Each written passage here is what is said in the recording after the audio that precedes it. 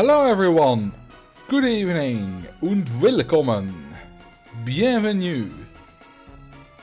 Whatever other language, I don't speak in those languages. Anyway, welcome to another live stream. Hope you're doing well. And once again, I don't get a preview. It still has the offline thing. Hang on. Let me reload this. There we go, there's the preview. That works. I'm visiting your country next month. Yes, I saw. Where are you going?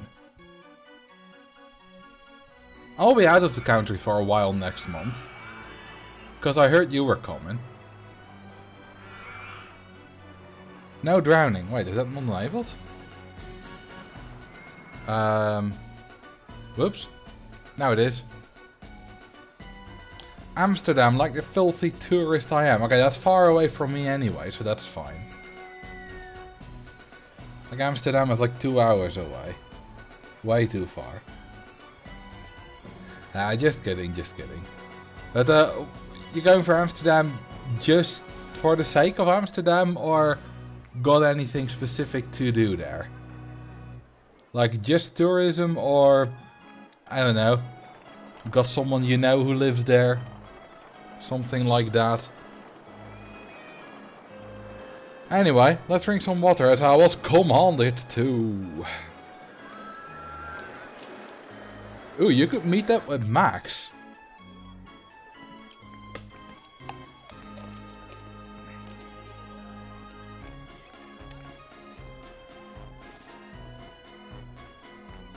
Drown guest 69. Well, we're not there yet.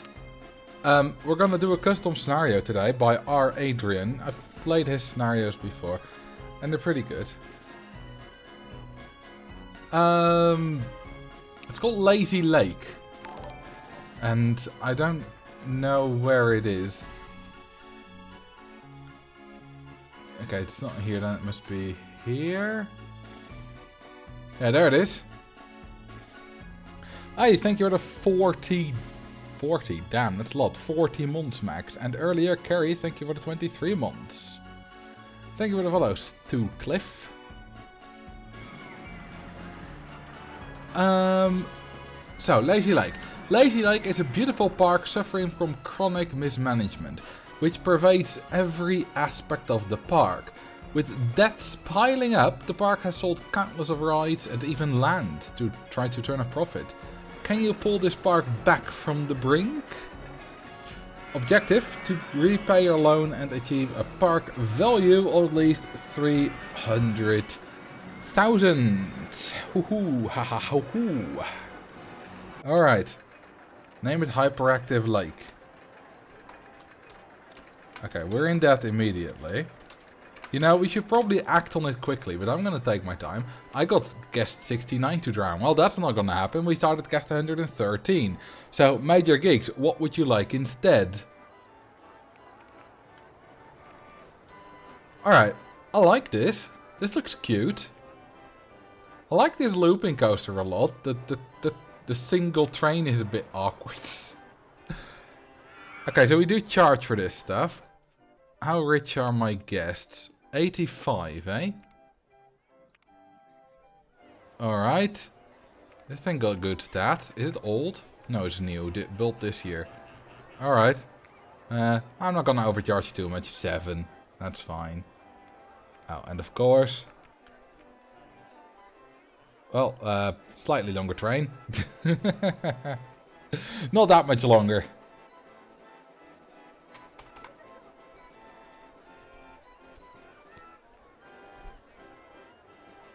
Alright, let's take a proper look at the park. Well, it's a lake. What did you expect? That's a bloody lake. Okay, so we got a ride here. We got a closed down ride here. Oh, it's not finished. Well, we can see where it's supposed to go, but we don't own that land. Presumably we can buy it. We got another ride here, which has a terrible minimum waiting time, which is yeah, very good. Oh, Carrie, I first read it as I cannot get autistic burgers in America. I was like, what's an autistic burger? Block section's 9. That means we can run more cars. Oh yeah. Yeah, we can charge more than that. Yeah, built this year. Very new. I don't think cows have autism. Don't they? I mean, cows have a best friend. Who says they can't have autism? A burger that doesn't like loud sound. So if you chew loudly, you can't have that burger. Of course this is on 25 rotations. That's fine though. The merry-go-round doesn't make any money anyway.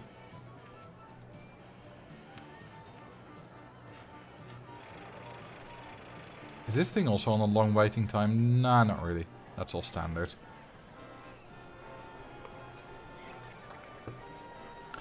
I like these statues and the fountains. It's incredibly simple, right? But it's beautiful. That's the beauty of Roller Coaster Tycoon 2. Who made this incredibly long brake section? Who designed that? This coaster is terribly designed. On purpose, obviously. Like, that's the point of the scenario. So, I'd say it's a good design. But it's a terrible design, of course. Does it have block sections? Are those like block brakes?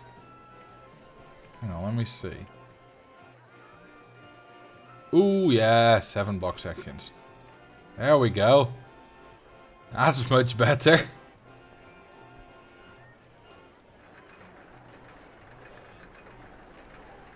Much better. Eternal ring. 3 rotations. Yeah, that's the maximum you can do, which is not that eternal. Okay, so we got a few pukies. Let's hire some handyman to deal with that. Alright, that should work. The Iliad. I don't think I ever saw like an update on the guest round number from Major Geeks. So I'm just gonna pick a random guest. There you go. What's this thing? Pukahon test. 20 rotations. Yeah, nearly 9 nausea. Oh, that's fine. We can charge $5 for that, I think. That's quite a lot. We can charge a few for this too. Let's do 3. Thank you for the 13 months, Klavrovsky. Okay, what are we charging for this? 50 cents. That's alright. We can make it a bit more expensive. We're still not making money. I mean, all this stuff is expensive, right? It's not maybe not the best idea. Okay, we have some entertainers. Don't need those. We don't need those. Did you drown guest 833? Otherwise there's a missing path somewhere. What? Yeah, I drowned guest 833. I don't know what you mean with the otherwise missing path.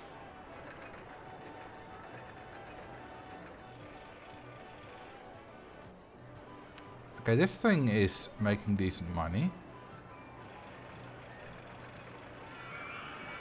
Oh, an exit on the wall. Alright. Alright, we got a rowing boat. We got a sold ride here. And we got part of a junior here. The thing is, we have no money. I can't build anything. I can't advertise. Okay, we can do more borrowing. Oh god, loan interest is quite high. Okay, let's start with some ads. And advertise Jumbo. That's the looping coaster.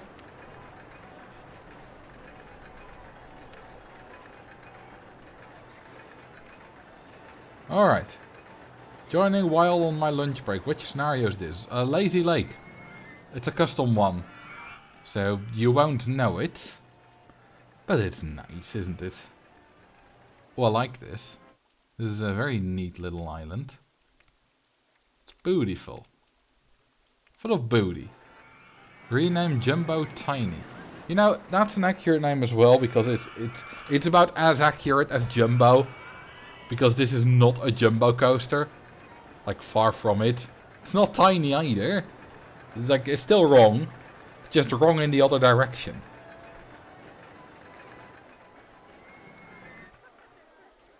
Okay, we're charging. That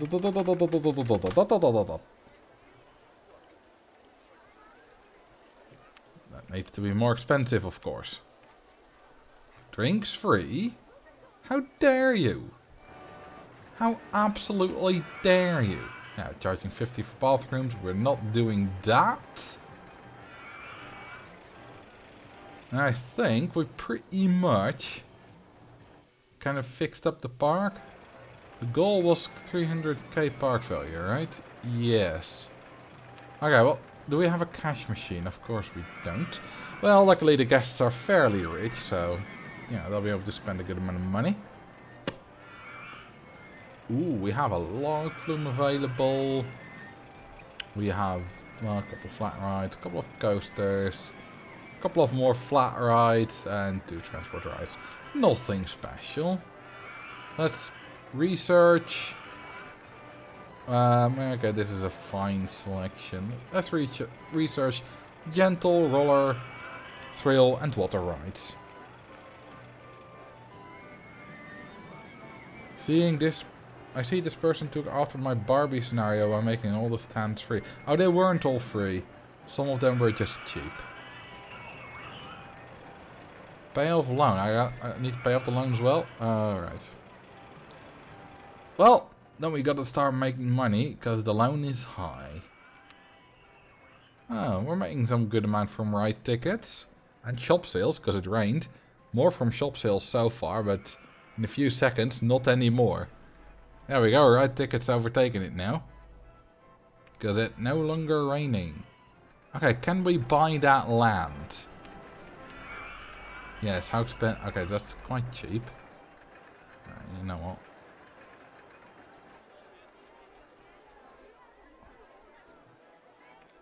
There we go.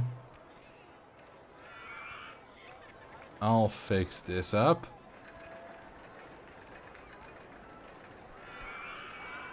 Hey, we can now run it. No, not 1 train, you bastard. 6 trains. So it's so long up there in the other station. I did almost nothing today. Huh? I didn't do much either. Which wasn't the planning, but, you know, it happens. Traffic jam, basically, yeah. Kind of like From the Ashes. Yeah, similar to that. Oh, thank you for the gifted sub. Ashel Hula. Looks a lot like Leafy Lake. I think that was at least some of the inspiration. I do like that, just like Leafy Lake, in the corner on the right, it has some path going over the water instead of on the shore. I don't know if that was intentional. Might not be. But could be. Let's get rid of some of these... no, let's not get rid of some of these queue lines. Because there was clearly a flat right here, right? You can see where they were. I want to kind of fix up the park. This was a spiral slide. Because that's the only thing that fits there. And then we had that there and that there. This has some more options. Do we have a merry-go-round already? Yes, we do. How about a twist? Nope. Did I just... No, I didn't. There we go. Or motion sim, yeah, but we don't have a motion sim, so... There's only really one option. The ads have finished.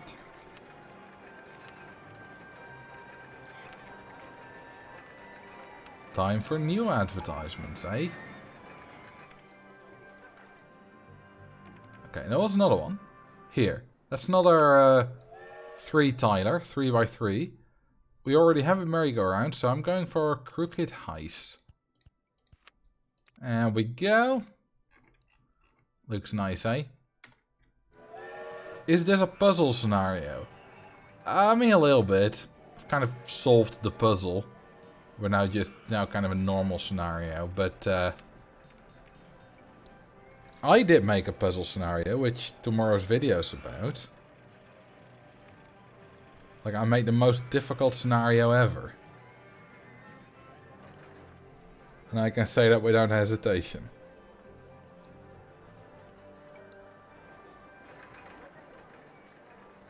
Can confirm. Yeah, Max couldn't solve it. To be honest, I'm not sure I would be able to solve it. Like, I made it, so yeah, obviously I can solve it. I know I made it, but if someone else gave that scenario to me, I'm not sure I will be able to solve it. Like, I like to think I can. Like, I know all the... I have all the knowledge, but without being prompted, think of all of that is difficult. I did find the first few steps. You did need some hints. It's also slightly changed from the version you did some tests in.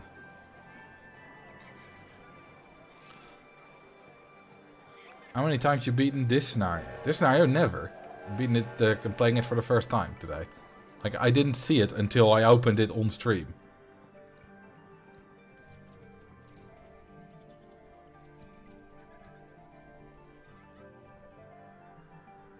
Drown to guess 666 if still available. I think they should be available. Yep. Goodbye, my friend. You will die. Your spirit will live on in hell. The most difficult thing about making that puzzle scenario in kind of the extreme puzzles that I made is making sure that there are no easier solutions. Ooh, let's have a drink.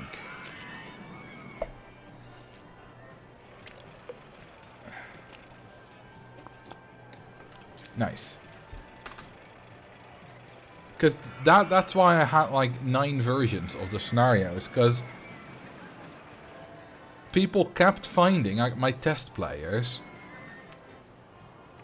kept finding new solutions, like other tricks and glitches that you can use that bypass the intended solution. So I had to keep changing it. And that there was one problem that took me like the solution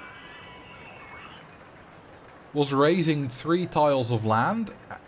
Well, eventually I had some semi-solution, but the problem was still persisting, and to solve it I had to raise 1 tile of land. And that cost me an hour to come up with.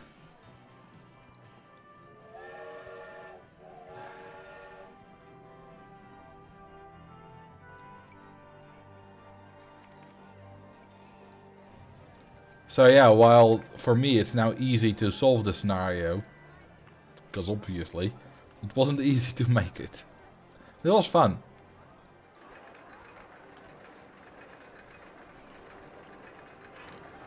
And if you do want to try it, well, you'll get your chance, because there'll be a download link. It's already on RCT Go if you want to try it now.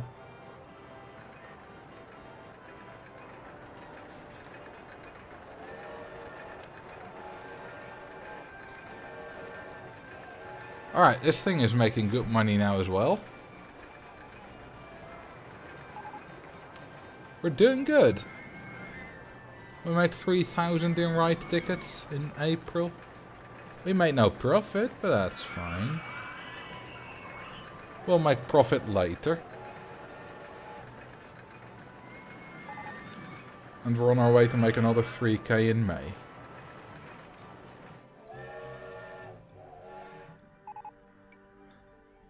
You know what? We should finish up this ride.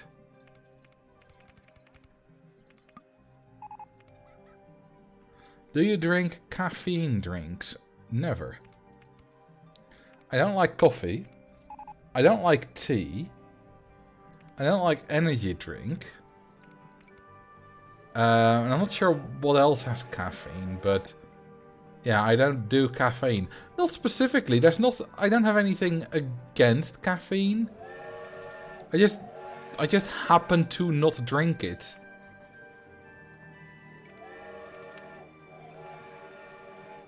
Some sodas have caffeine. I don't really drink soda. Like, I might get a Fanta if I'm in a restaurant, but I'm not in restaurants very often. Really, the only things I drink is water. When I'm at home. Or when I'm at my parents' place or maybe a friend's place, some juice. Like apple juice. I really like apple juice. Maybe a hot chocolate every once in a while.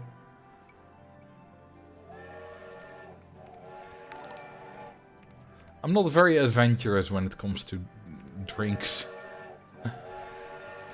Oh, thank you for the 16 months, Aniola. Can't believe it's been 16 months. Yeah, it's already 1 1/3 year.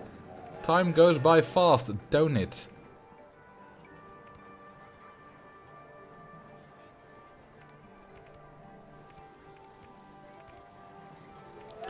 Alright, it's a short but sweet ride. That easily makes it. Hi. We'll just increase the chain lift hill speed a bit. That'll do it.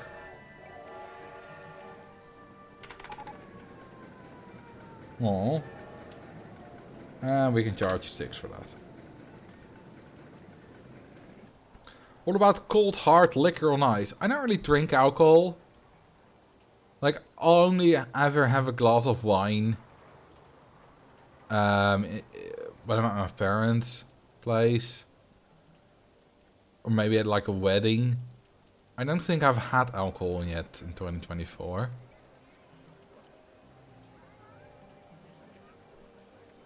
White, red or rosé? I like white wine the best. It's got the best taste. It's very clear. I like dry wines, not the sweet ones.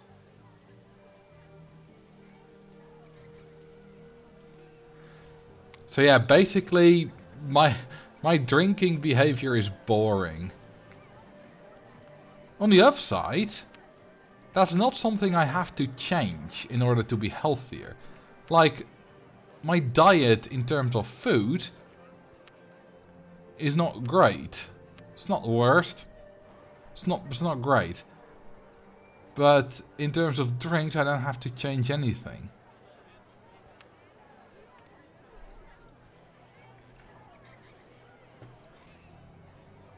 I have mechanics, don't I?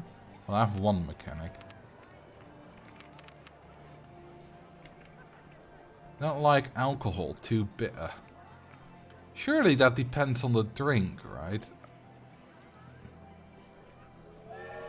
Some, like I've had, like sweet wines, which I'm not particularly a fan of. Not that I say I have to drink alcohol. I mean, I barely drink it. I don't really like feeling buzzed. And I'm incredibly lightweight when drinking alcohol. So like if I drink 2 beers in an hour, I can already feel it. And we're firing the staff, of course. Well, I can't fire someone that's fixing a ride. Now I can. I used to get drunk fairly often, like every few weeks with a friend, or sometimes with other friends as well. But eventually I got a bad hangover. I was 19 at the time. And I was just like, well, can't be arsed for this. I'll just quit drinking. So I quit drinking entirely for about half a year. And then I slowly started drinking whenever. And now I drink, you know, and after that for a while I would sometimes still get a little bit drunk. Like maybe drink like 8 beers throughout an evening. It's not that much, but like you're definitely intoxicated. It's not like really drunk level. But then over the years I started to notice that I just didn't care for getting drunk. So, you know, at Christmas, or just, you know, a nice barbecue in the summer or whatever, I'll have a glass of wine. I like it. I like the taste. But that's about it.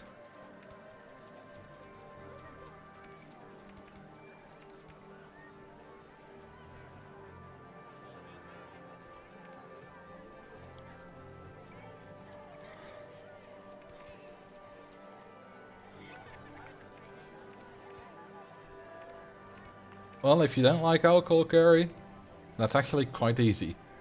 Because if anyone's ever pressuring you into drinking alcohol, you can just say, well, I just hate the taste. Not that you should be friends with anyone who does that, of course. But that's a good excuse. It's even true.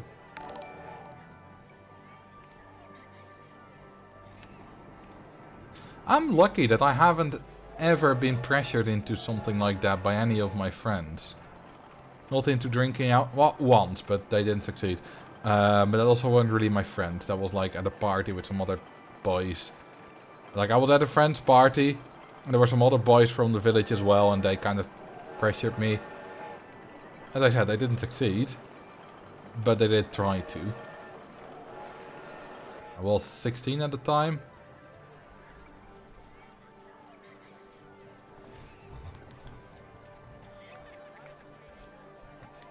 But you know, the friend I regularly got drunk with, like 7-8 years ago. At some point, I just kind of stopped drinking, and he would offer me, and I was just like, nah. He was like, all right, that's it. Like that's a healthy relationship. Same friend, and along with another friend, like the three of us were high school friends. When we were still in high school, we would, like, at some point they got cigarettes. Oh god, that one's broken down so it doesn't make any money. We're not making a lot of money. It's not very good. They got some cigarettes because they started smoking. Not really smoking, like, a few cigarettes here and there. They never really smoked, but, I don't know, they just wanted to experience, you know, you're 16, you're 17. It makes sense. At some point they offered me. I was like, nah, I'm alright. That was it. That was the end of that.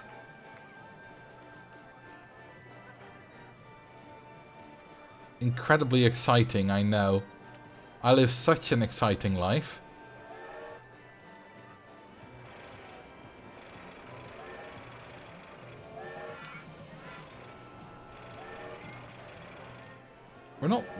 We're actually making barely any money.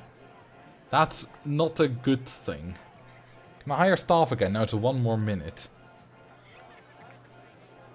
I should probably make this more expensive. 12? Will they pay 12? Yes, they will. Good. Alright, I'm gonna take this down to 4.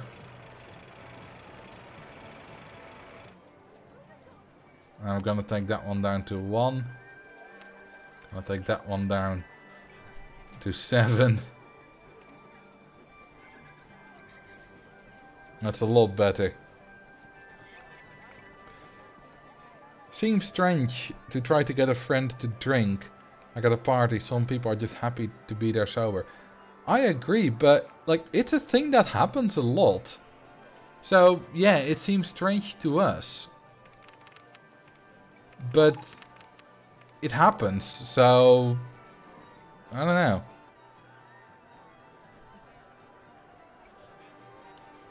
Oh, thank you for the sub, Ashahulatu, and the follow. Okay, please fix this right. It's a big cash cow.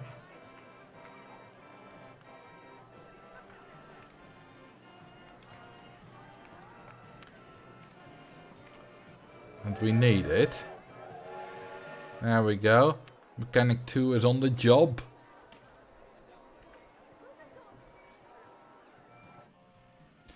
But yeah, it's among teens, it's like, it will be a thing like, ooh, you know, you're afraid to drink, pussy. You know, stuff like that. It happens with teens. And I can see where they're coming from. Like, I can see the inner workings in their brains. I don't agree with it. I think it's a bad thing to do, but I can see how that kind of works. Why does the boat hire just have one boat? Because that's how God intended it. Wait, I swear there was another boat hire. I swear at some point I saw another boat hire, but... yeah, did I make that up? Because I thought it was here, but it clearly isn't.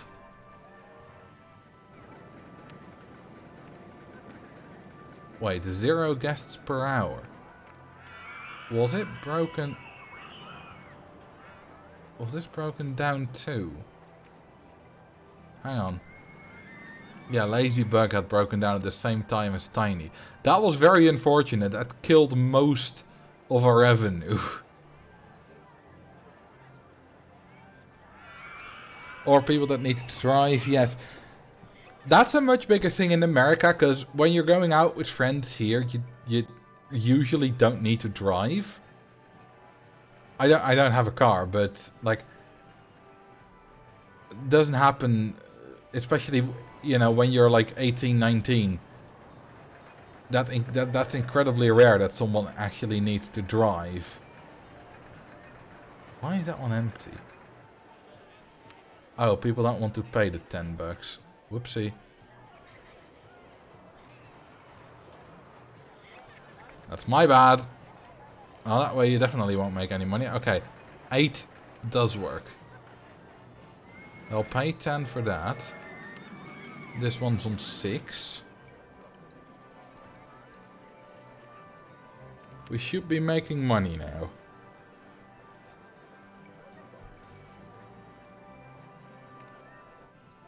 The guests are staying in the park quite well, which is nice.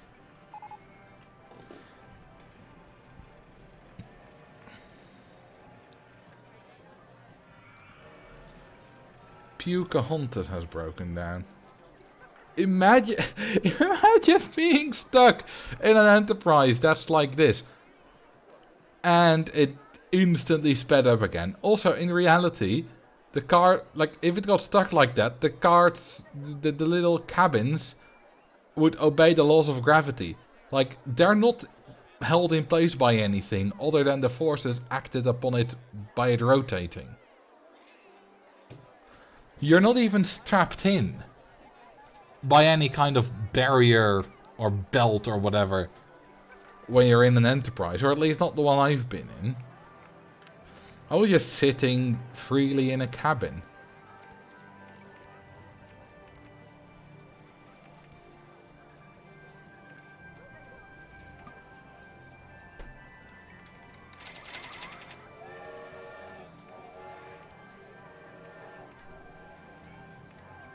Alright. This should make us some more money.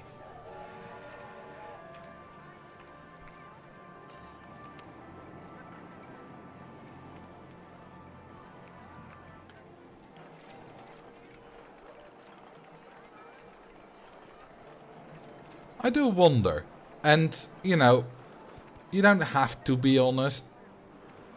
You know, I can't force you, but please be honest, if you wouldn't mind. How many of you have smoked? Like, how many of you have ever smoked a cigarette? Weed doesn't count here, just a cigarette. And how many of you have never smoked? So a 1 if you have smoked, a 0 if you have never smoked in the chat. I chewed on one when I was 6. That doesn't count. Ooh, a lot of zeros.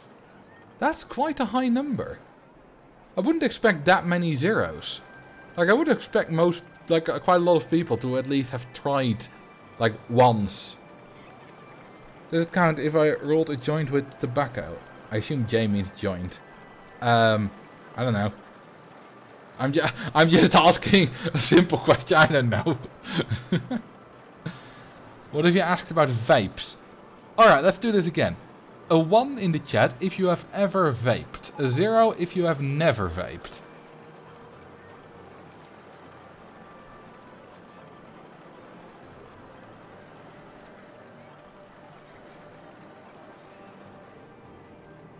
Okay, so that's Kevin Finch and Damn Boy I'm Thick. Only 2 people who have vaped. That's even less. 3 people. I expected that to be higher, because vapes are kind of, you know, in at the moment. Now let's try the third question. A 1 in the chat if you have ever smoked weed. A 0 if you have never. Or consumed weed. It doesn't have to be smoked.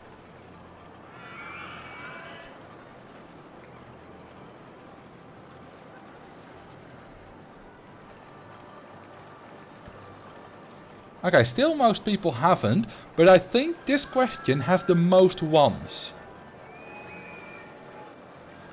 Which is interesting. Now, I've never smoked weed. I don't really have any friends who regularly do. I know my brother does it like every once in a while. Maybe not even anymore, but I know he's done it like at least a few times. So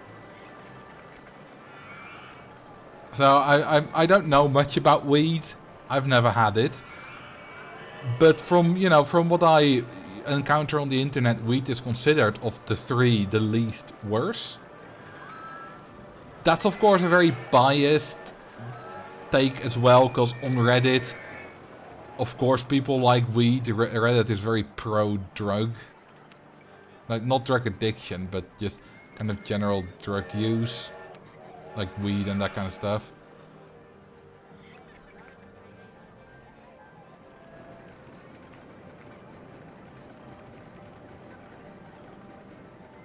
My ex dealt with chronic pain. I couldn't reliably access medical services. And they took weed for that? I've heard that, you know, medical weed for pain relief. I've heard of that. Oh, I'm a medical marijuana patient in the US, so I mostly smoke for pain relief. Yeah, that exactly. Literally the message above it.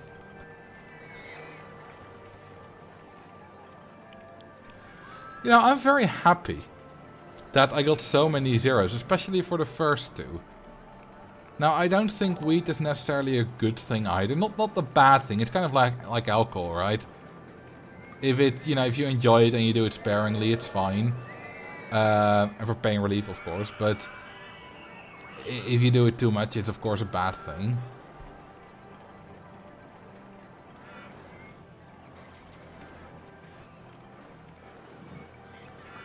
What about shisha? I've never heard of shisha. Ooh, thank you for the 30 months, Hammy2211.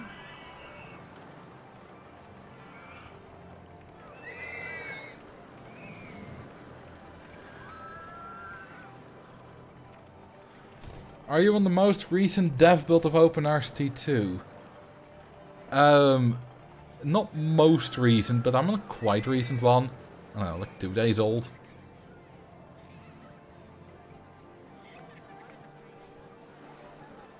I think the English name for shisha is hookah. What's hookah? I know a few basic, like, drug, you know, cocaine, heroin, you know, that kind of stuff. Yeah, I've heard of that, of course, but anything a bit more specialized, I won't know. Waterpipe. I've heard of waterpipe. I don't really know what it is, to be honest. They're just a No, I don't know what it is. I know extremely little about drugs.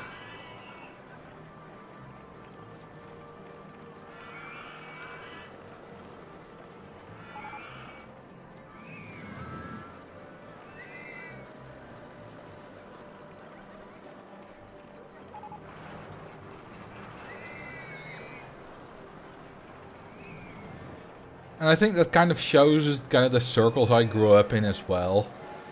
My dad smoked cigarettes. But he quit when I was like 6 or so. 5, 6. I don't have many family members who smoke. No alcoholics either. And none who do drugs.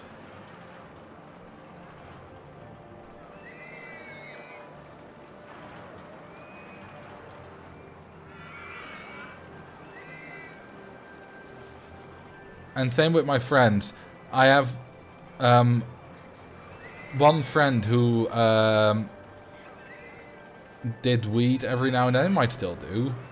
And you know, when I was at his place, that was literally the first time I think I ever saw weed. I was like, no, 22 or so. And maybe one of the only times I've ever seen it.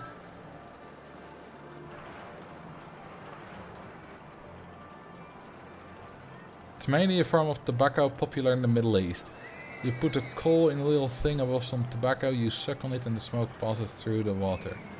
Ah, and that gets you like high or something, I assume. Well, if it's tobacco, it won't get you high. If it's weed, it'll get you high. If it's tobacco, it'll get you nicotine. It'll get you black lungs.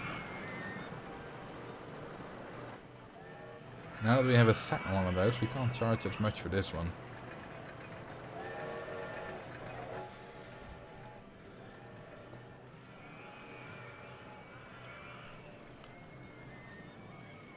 My introduction to weed was visiting San Francisco on 420 as a kid. Everything smelled like pot. Every now and then when I'm out and about here in the city, sometimes I'll smell weed. And I'll be like, yeah, they're smoking weed. And, you know, if I'm walking past it for, you know, like 10-15 seconds, it's fine. I can sort of enjoy the smell. Because it's an interesting smell. It's not necessarily a very nice smell. But it's interesting. You'll be like, oh yeah, you know, it's kind of a new thing I don't experience very often. But as soon as you're like close to it for more than like a minute or two, it becomes annoying.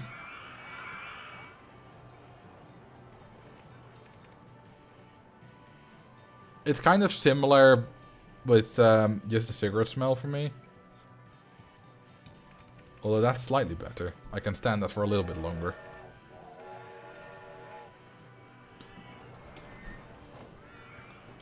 Thank you for the 23 months, Xag1609 and Cringe Bro. Good evening, Marcel. Thank you for all your streams and videos. I know I was not that active recently, but I'm watching the streams. Well, I'm very happy you're enjoying them. You know, seeing numbers and all, you know, 106 viewers at the moment and, you know, 50,000 people on a YouTube video, whatever. It's very nice and, you know, gets me money. Especially on YouTube, of course. And I like money. But it's the people saying they're enjoying the stuff that kind of counts. Because I've had, like, for example, you know, posted things on Reddit at some point. I got like maybe 200 upvotes and no comments. I'd be like, alright, apparently people like it, but no one commented on it. But when you get 50 upvotes and a whole bunch of people saying they love it, much more rewarding.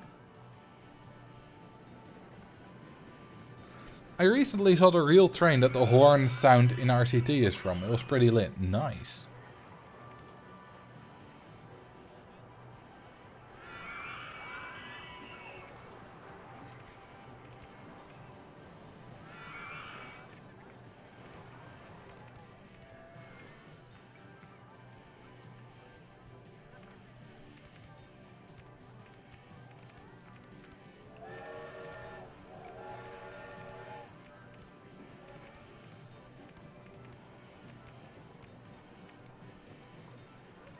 And We have a long flume.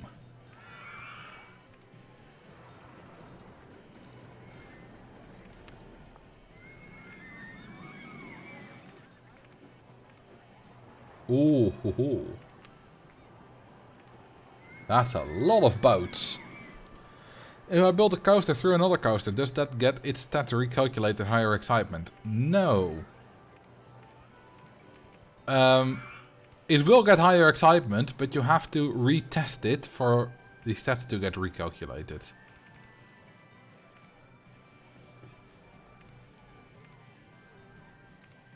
Wait, no, that's not true. What am I talking about? That's completely nonsense. The excitement gets changed automatically. It's the intensity that requires a retest to be increased due to scenery and stuff. Which is a good thing, which means if your coaster has 9.95 intensity and you add a bunch of blocks around it and coasters which increases the intensity, or path, especially path, then as long as you don't retest it, it's not a problem, but you will still get the excitement. I mean, I can prove it there. Let's see, is it 5.60, right? 5.66, baby.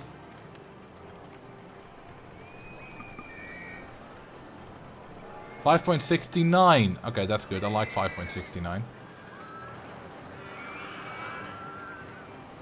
Or when it's 2.79 lateral G's empty, it will go over 2.81 fill. Oh, absolutely. Stats don't get reset when you change brake speeds. So you can, like, have a turn, have it brake to, like, 50 kilometers per hour, and it'll have, like, I don't know, 2.5 G's in a small unbanked turn. Like, one of these. And then you can just set the brakes to 107, and it'll go through the 107 through the small turn, which would usually give like 4 G's. But no, you'll still have your 2.5. Maybe 5 even. This is ridiculous.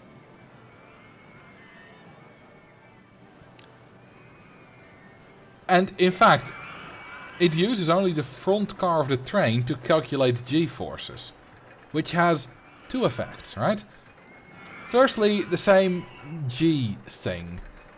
The back half of the train can go through a turn much faster than the front car, but only whatever the front car experiences counts. The second, kind of more interesting effect is with coasters like the bobsleigh or the side friction coaster. They can fly off the tracks if they go over a hill too quickly. That only counts for the front train. Like, for example, let's say you build your coaster like this, and then you go down. And then, you know, you go down a long way. You start very high up, you go down a very long way. And you have like a 50-car train. If the first car goes over this with I don't know, 50 kilometers an hour, it's fine. Limit is about 64 for level to gentle downwards.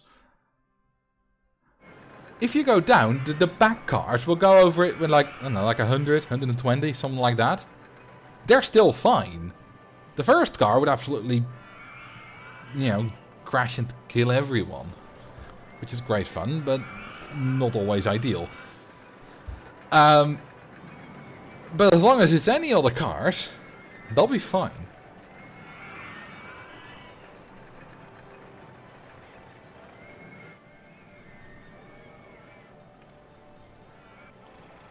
We are finally making some decent money.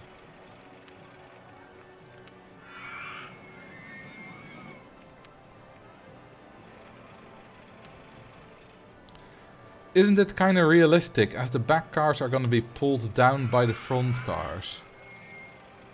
You know, you're probably right. Not for the lateral G's though, so it's definitely not on purpose. But you are probably right. Although they might still go like, instead of just following this, they might still go like a little bit if they go too fast. I'm not sure that would like work entirely. Because they don't have upstop wheels.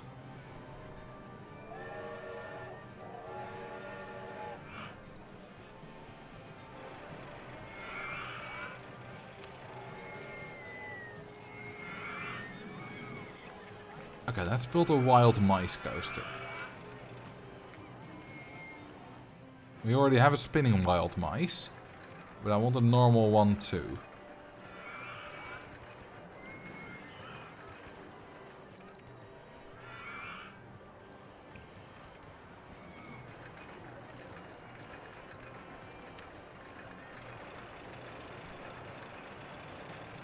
Have you heard of the terrible Verrucht water slide in the US?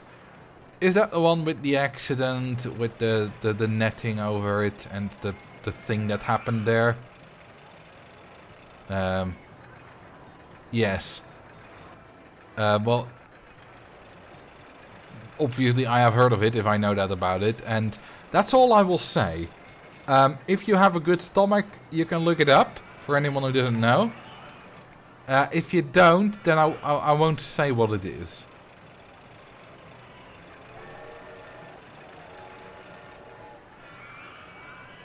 It's not funny.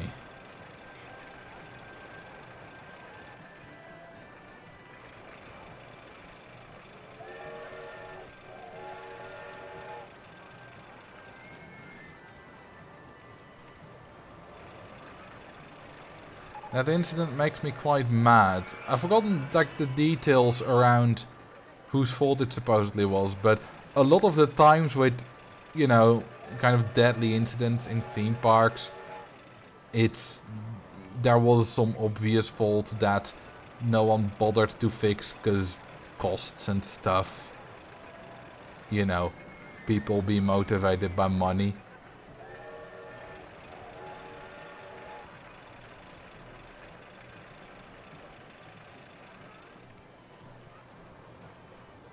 The fault was from the guy who designed the ride. And the people who approved it. If there was only one guy in charge of designing the ride, then you've done it wrong.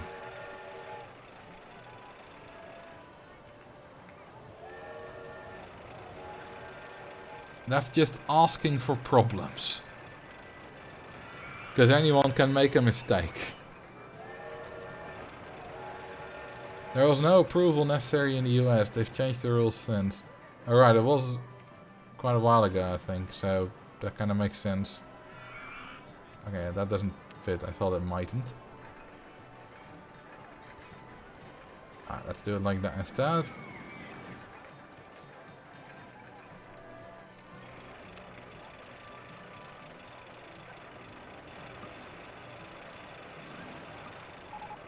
That still doesn't fit.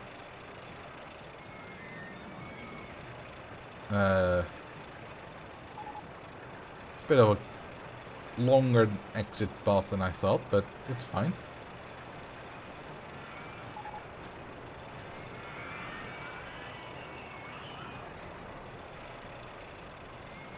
Drink some water, nice. I like water.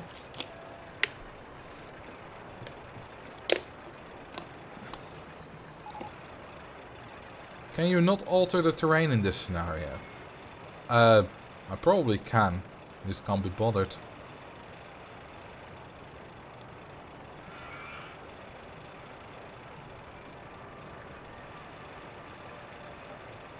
That looks like a good queue line to me. Let's see. Oh yeah, I absolutely can alter the terrain. Will you watch Hidden Cup? Probably not. When is it anyway? I never really watch his live streams. I might tune in for the finals. And I'll, you know, of course, watch some of, maybe some of the vaults. Or some of the highlighted matches. Starts this weekend. Yeah, I'm busy this weekend with watching other stuff. Watching speed skating.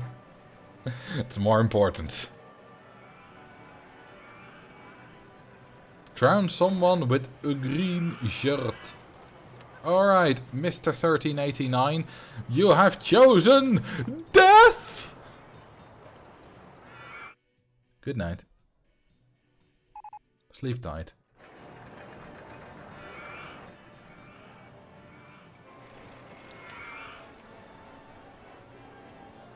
Ooh, we got a 3D cinema. The worst flat ride in the game, baby. Did you kill 666? Yeah, they've been dead for a while.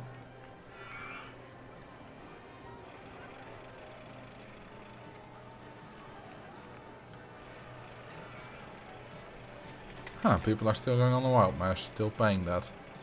Still paying that 12. That must be a good coaster. No one's going on this. They are paying it, they just don't give a crap.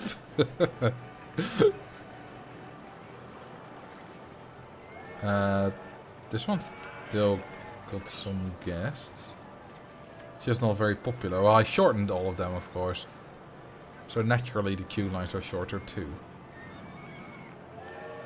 Worst in the Space Rings. I meant worst thrill ride, not worst flat ride. Space Rings is the worst flat ride, of course. Speaking of Space Rings, let's build one. At least peeps will ride it when it's raining. Yeah, but I'll also ride a motion sim. And you say peeps will ride it when it's raining, not many. It doesn't really matter that much because, you know, with the queue line of this length, like, if you have maybe a few more tiles, there's a chance that even if they wouldn't go on it while it's raining, by the end it's no longer raining, there would still be people left in the queue line because it has such a damn low throughput. It's ridiculous.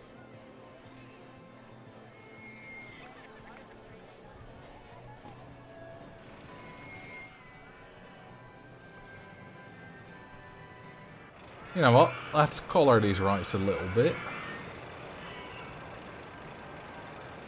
Yeah. You know what? Let's make it brighter. That's much brighter. Much better. Mucho better. My perfect Italian accent. I think the ads are finished. Yeah, I know. I should probably renew them. They've been finished for a while.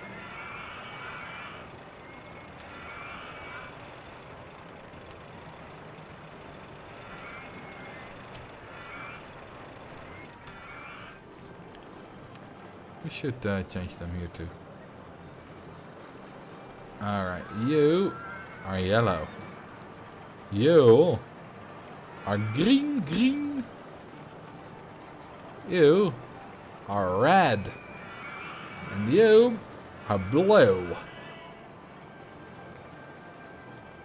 Marcel doesn't need to hear all of this. He's a highly trained professional. Well, you know, I miss things. I might miss it when the ads have run out. We've done that plenty of times in the past. It's kind of like what I said earlier. If you leave a very important thing all to one person, things are gonna go wrong because they'll make mistakes. Now, of course, this isn't very important, but the point that I'll make mistakes stands. Obligatory Half-Life reference of the day. I don't know Half-Life, never played it. I had no idea that was a reference. What's your opinion? Should the OpenRT2 devs rebalance some right stats that suck or are overpowered? Or better someone make a plugin? I'm fine with the plugin. I'm not okay with like a rebalance that's enabled by default. Like, they buffed the Hardlines excitement, which I don't agree with. And I think I'm the minority there, but I don't agree with that. But it's fine that they did. But at least, you know, you kind of still know what you're getting into. But if they changed, like, of a lot of rides, the way that the kind of the stats work, because the Hardline still works the same. It just has like 1.5 or 1.4 extra excitement, maybe 2 or whatever, something like that. Other than that, it still works the exact same. But like, if this thing suddenly had, I don't know, 6.5 excitement and 5 intensity and 5 nausea, it would work really differently. And like, we're playing OpenRST2 to play. Like, the thing is, if someone goes from RST2 vanilla to go to OpenRST2, then the experience should be pretty much the same, except better. Like, the things, you know how they work, they should still kind of work the same. You know, some people kind of are working on a whole, like, rebalance of kind of everything. You know, want to make it more balanced, which I really appreciate. You know, have soft cast cap that the right gives, like, to sort of maybe depend on his stats or something, so that you can't build like tiny rights. You got a lot of soft cast cap. Ticket price more influenced by length, and, you know, bigger penalty if you want more of the same type, kind of that kind of stuff, which I like the idea, but not as the default. Because imagine watching a bunch of my videos, right, and applying that in RST2 Vanilla or RST Classic. Then you're like, oh, Marcel mentions OpenRST2 a lot. I should probably get that. And everything works differently. Like, that's a terrible idea. Is no one getting on that rodent revenge? Oh, they got on it, like, when I checked on it shortly ago. So it must have aged, like, crossed an age threshold in that time. Now they should go on it again. Should no longer be too expensive. Lowered the price by 1/3.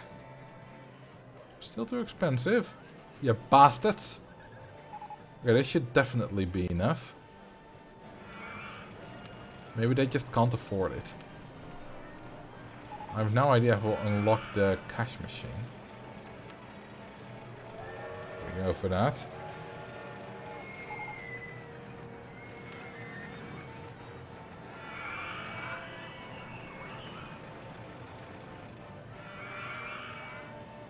Ah, there we go. They're paying it.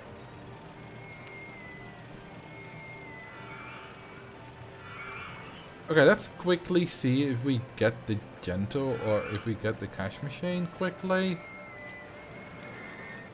Let's just fast forward and I'll load the save I just did.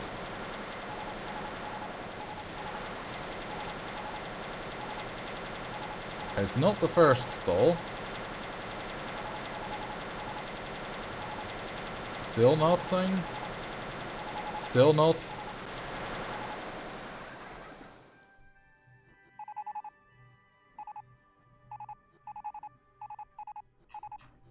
Okay, you do get it, but takes us about a year, so that's not worth it. My sub lapsed in the past few minutes and said I can renew Prime sub on February 21, but that's today. You already did. You did at the start of the stream. It says 1 hour ago, Carrie resubscribed with Prime. They've been subscribed for 23 months. Yeah, wait, you don't have a sub anymore.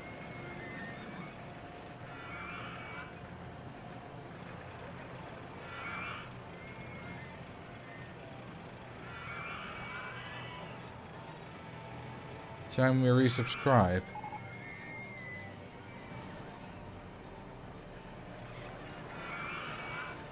That's odd. Yeah, when I click on your name, it says previously subbed for 23 months.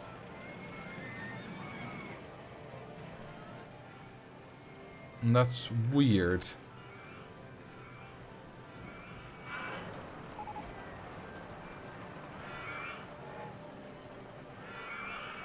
Oh, we have a lot of pukies. Should get more handymen. Yeah, you know, it's not everyone, because Duvel is still subbed, for example.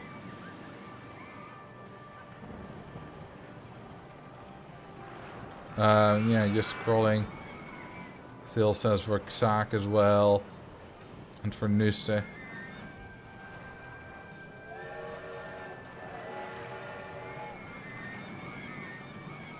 Maybe it's something to do with Prime? I don't know.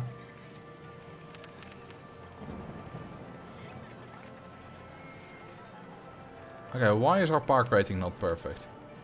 Oh, we do have harder guest things. Do we also have more difficult guest generation? I feel like we do. Let's have a look at scenario options. Yeah, harder guest generation. Okay, that means we need to, well, first off, constantly advertise. And, well, long rides don't really matter if you constantly advertise.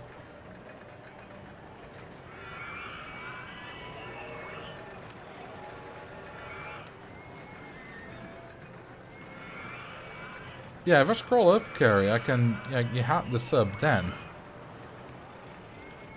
That's odd. Yeah, in my activity feed, it says Carrie resubscribing, Duval. And I also said at the start of the stream, you know, thank you. So...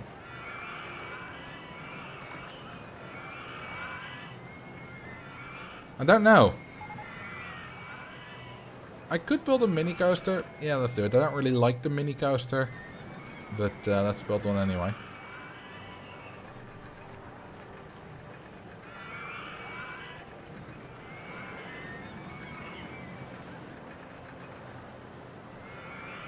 You might just need to wait for an hour. Yeah, but she already renewed. But does that mean she'll get it just in an hour? Wait, that doesn't work. The mini coaster single cars. I don't know how that works. Well, I can't do anything about it anyway.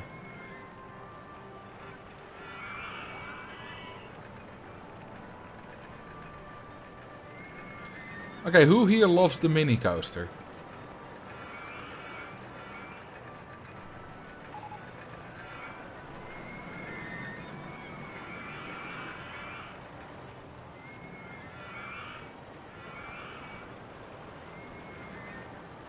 I don't. It loses speed too fast.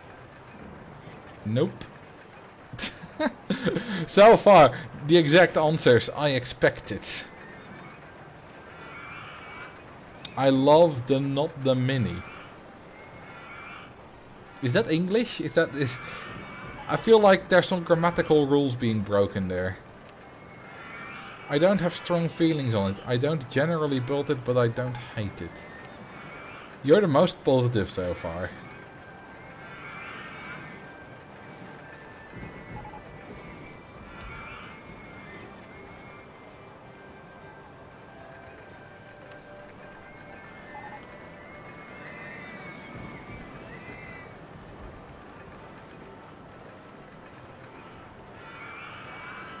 Yeah, the mini coaster is not really well loved. Okay, something a little bit different. There's kind of a really big project related to Roller Coaster Tycoon that I want to do, but that I can't really do because I don't have the expertise for it. And it would also just be another thing on my plate. How amazing would that be? You have currently, right? You have the RCT2 Wiki. Let me pull that up.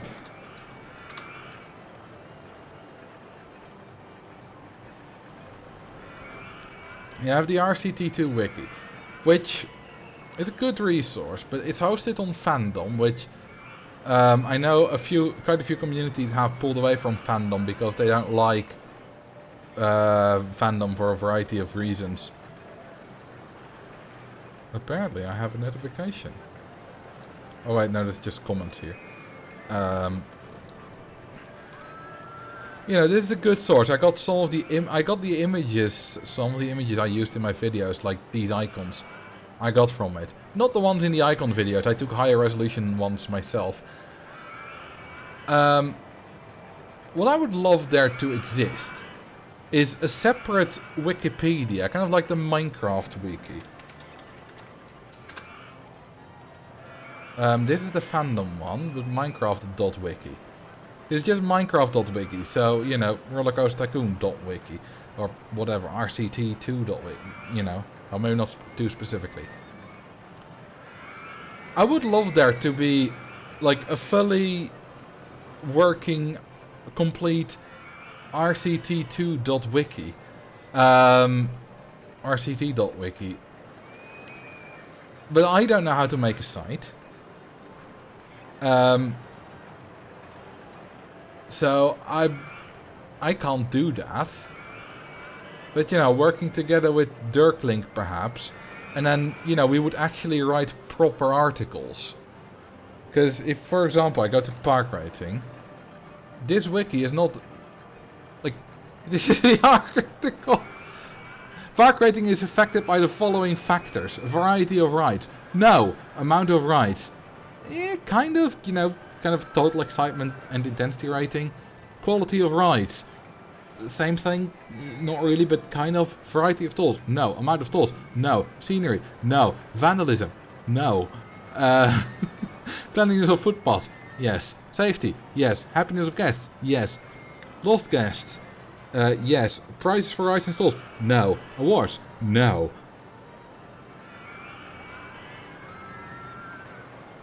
Maybe this is in RT3? I don't know. Because it says in RT3 higher ratings are possible. What's the comment? Wow. You know, that's what I mean, right? It's not complete at all. It's very incomplete. The excitement rating, is at least... I can't be asked to read this all, but it's a lot. Like, this kind of stuff, they usually get right. These kind of little, you know, factoid thingies. But anything kind of deeper? No. My guide isn't linked. The reason I ask that is because I've seen my videos being linked. Let's see, right? Ticket prices. Like, I think I've seen a ride overview. Hints and tips. Is there anything of mine linked? No. Anyway, I would love there to be like a full-scale wiki. And I could oversee the project. But I can't like make the website or that kind of stuff. That's not something I can do. So if you are someone who wants to do that, you know, have expertise in doing that, then, I don't know, get in contact with me on Discord.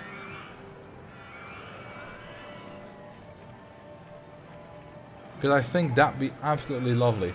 Yeah, it's community driven, and so should the new wiki, but you know, I can't be asked to add to that wiki. You don't need to make an own website yourself. Well, I don't want... I kind of want it to be like an independent wiki, right? So that we can do it a better way. I don't want it to be the fandom wiki.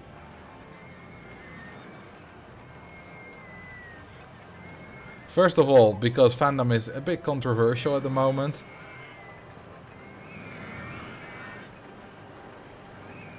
And secondly, I think having like the own independent thing probably better. There are probably other wiki platforms you can use for that.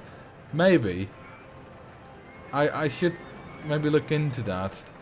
But even then, it's not a project I can do on my own. Like, I've no idea how that all even works.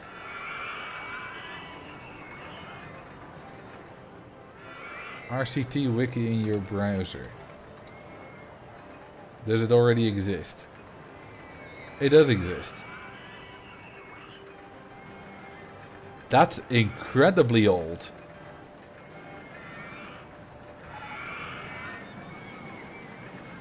I never even checked if it existed.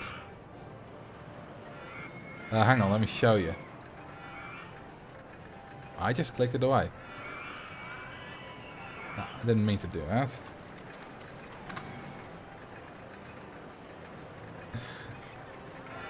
It's a fork of the fandom wiki. Really, this looks old. Yeah, hang on. Since May 2005. Is fandom that old as well?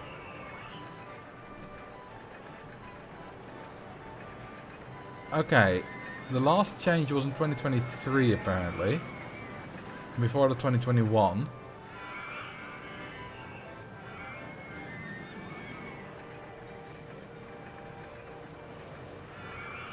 I should get in contact with whoever hosts this. What does that say? Oh, it says log in.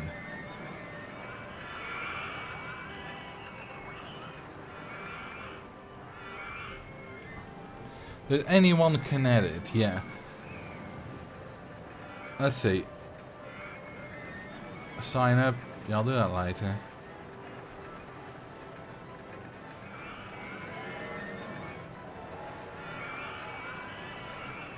Alright. The background is not that great for the text. I mean, this background is. The background up behind it isn't. I think it's not really... It doesn't look very pretty, let's be honest.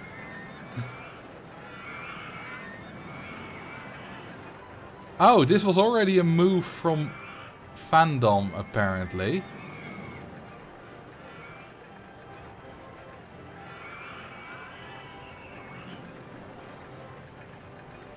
Okay. How conclusive are these articles?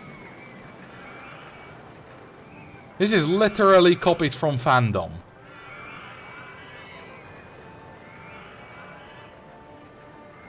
And it's wrong. This is wrong.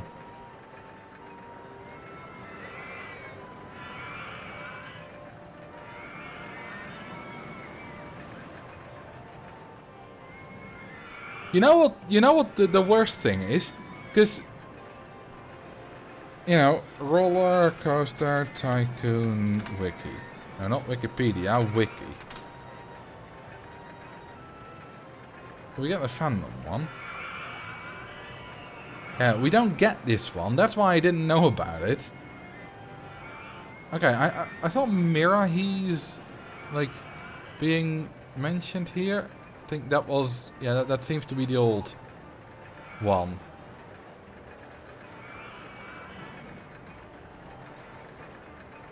Fork is basically I copy everything to the news site and all edits afterwards, then sync between the two. Yeah, I kind of knew that, but I kind of skimmed over the word. Okay, then all I kind of want to do is just improve that side bigly. I need to get in contact with whoever owns it.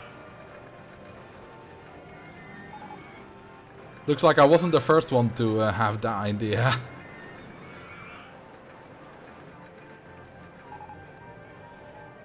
Fandom unfortunately has the funding to throw into the old SEO. It's part why trying to break off from them is so difficult. Well, you know, there's a very good thing. You know, and there is... You know, it happened kind of with Minecraft. And that can happen for Roller Coaster Tycoon 2 as well. Because if there's someone with a big audience who promotes the new one, then that can work a lot easier. And I think I know someone with a big audience on YouTube for Roller Coaster Tycoon 2 content. Any guest with the name, with the number 69?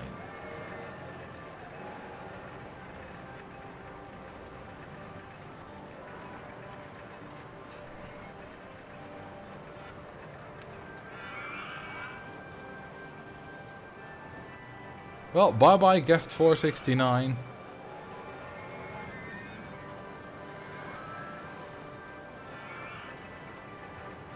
Wait, I completely forgot what I was talking about. Someone say really... Wait, who...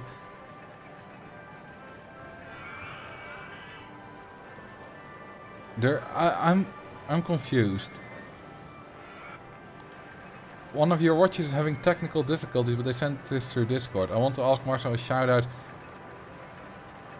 for my friend for his birthday. You know, I saw that on Discord, but I decided to not do it. So,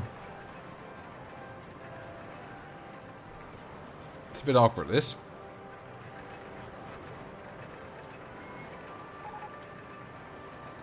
Anyway, yeah, obviously it's me, the big YouTuber.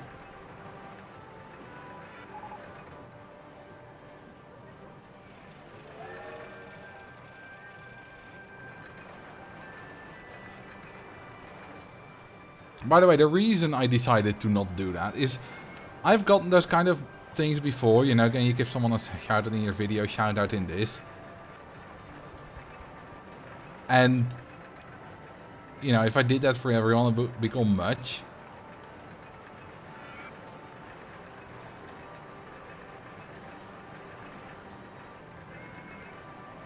Nice impersonator there.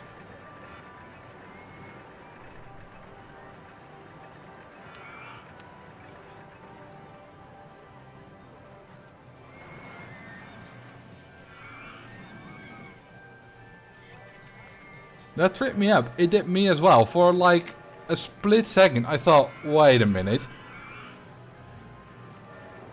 I didn't get my account compromised now, did I? And I didn't.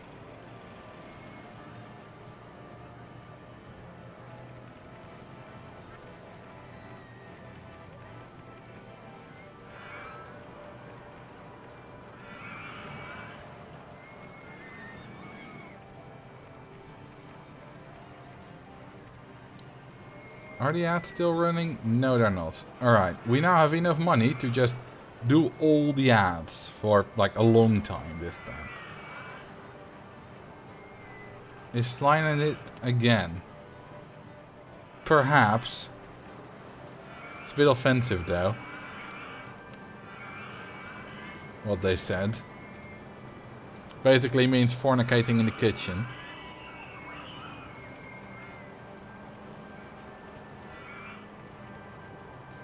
I mean, it's not offensive to anyone. It's just, you know, swear words, basically.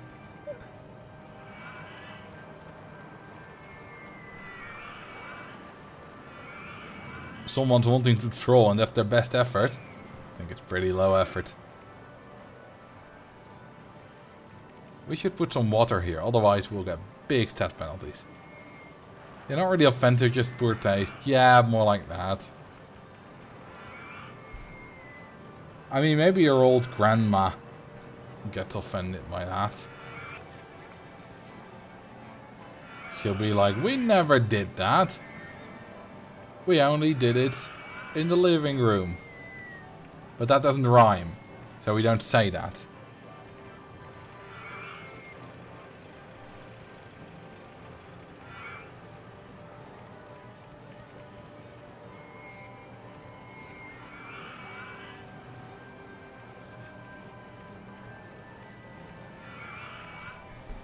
We've said worse, yeah, we've said a lot worse.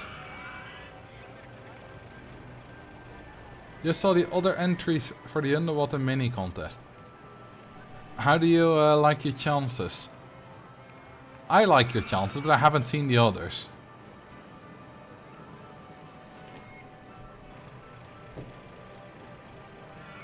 It all depends on context, right, Gary? Because that was obviously, you know, in the context of that roller coaster.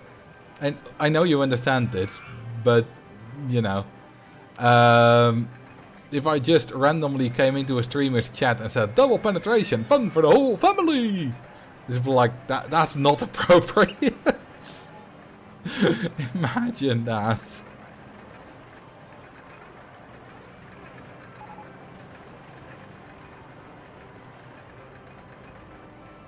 I like them quite well, my chances. Well, the other parks too, I like this quite well as well.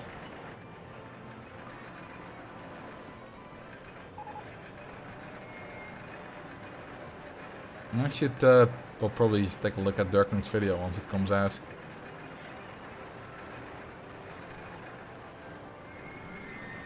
You know what I really liked about the video you made for it, Max?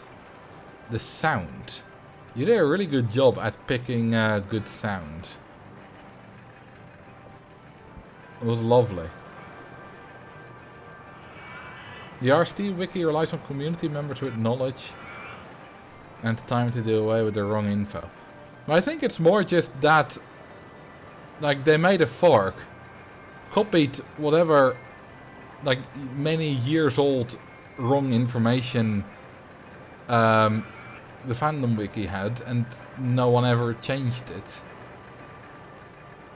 So I don't think any of that, like, blatantly wrong info has been added recently. I just used the Minecraft underwater music. It was still a good choice. Take the damn compliment.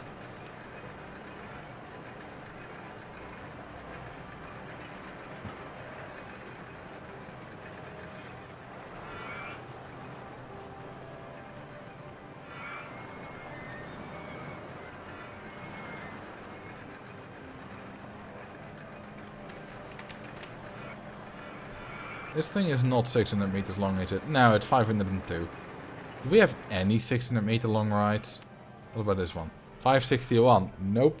I think this one is 600 meters probably. Yeah, but it's not exciting enough. This one's definitely not 600. No, only 349. We have no rides that count for the harder guess generation that this scenario has. And that's why we're advertising.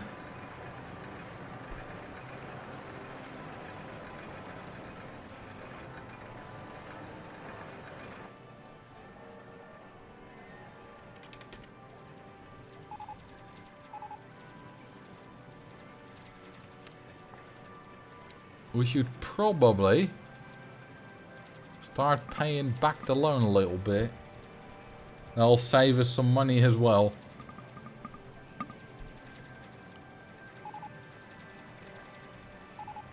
You don't have enough money for harder guest generation rides. Ah, you can do a lot if you're creative. And we're unlocking a lot more rides. Oh, we got a compact invert. I like that. We have a lot of flat rides. Damn. If you want harder guests, you better sell some Viagra. I get that joke. I was trying to make kind of some kind of, you know, witty follow-up comment, but I couldn't think of any. Hey, what a nice loan. What an incredibly nice loan. Will we get to 10k in ride ticket profit this month?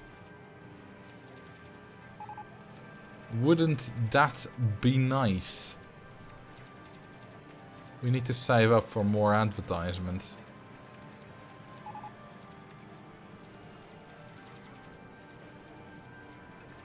The 20th, and we're on 7k on the 21th. I think we're gonna reach the 10k. There's little else that's more disappointing in RCT2 than seeing you research the Hardline coaster. Researching the Spiral coaster is more disappointing. Hey, we have reached the 10k mark, even though September only had 30 days, so it's a bit of a shorter month. No, actually it isn't. It's the same length as every other month. Seems shorter. Ah, the ads have finished up. But in fact, it's the same length as every other month. Every month, no matter the number of days, is exactly the same length. And that is a thing I learned, I would say quite recently, but you know, I think like 2-3 years ago. Which is, in the grand scheme of things, fairly recently.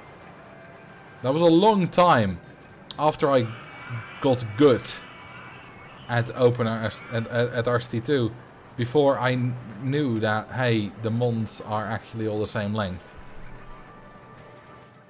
Just that the days are slightly shorter on the 31-day months. What if January, February, November and December were added to Open RCT2? Didn't someone do that like years ago? Some kind of specific mod? And then it also snowed in the winter? Pretty sure there's some gif on that. Fairly highly upvoted on the RCT2 subreddit.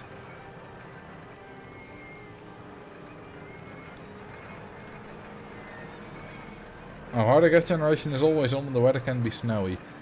Harder guest generation being on... Like, the problem with harder guest generation is that it might make no difference. Like the actual gas generation is the same. It's just the cap is different.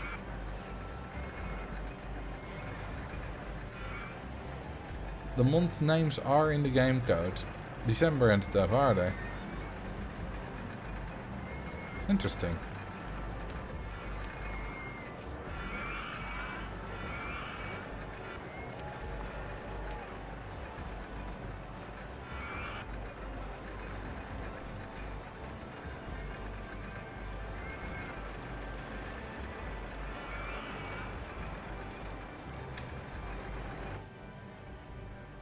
Oh, I thought I just built the first Ferris wheel, but obviously we already have one. Called Eternal Ring. And it shall now play summer style. Oh, we have a massive space to build here. Let's build a Woody.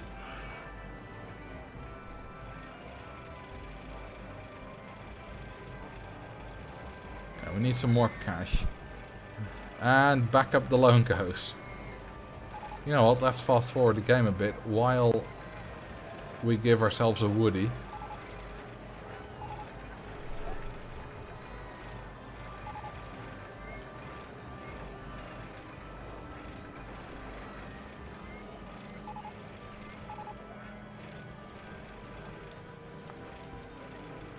I will be away out of country from the 5th, from the, well, kind of the 6th, March 6th until March 11th.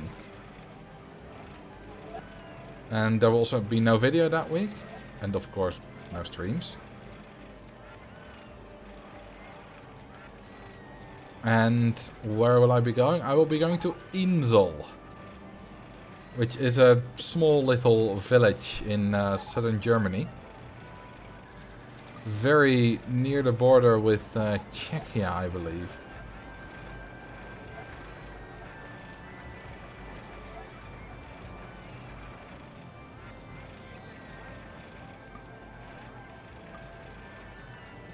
And why am I going there? Well, I'll be going there.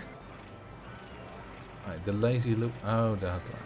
I'll be going there to spectate the World All-Round and Sprint Championships for speed skating.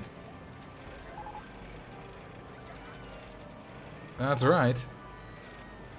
For the first time in quite a few years, I'll be seeing a competition live again. For your job? No. The job was done. At least for this season.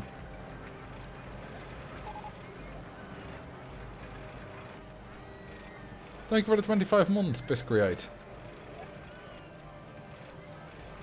I'll just be going there as like a tourist. Just as a normal spectator. Nice Woody you got there. Thank you. Will you make a reminder posted on Discord? Of course. I'll let you know. I'll let you know now in Discord and on YouTube that there won't be a video, there won't be live streams. I'll be going with a friend who I met on a speed skating forum.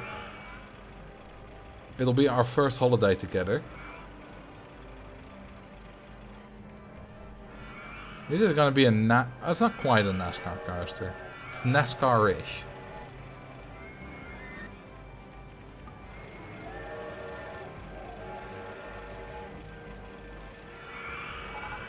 That's a good place for that. And that for that. 3 trains of 6. Alright, this baby can be really profitable.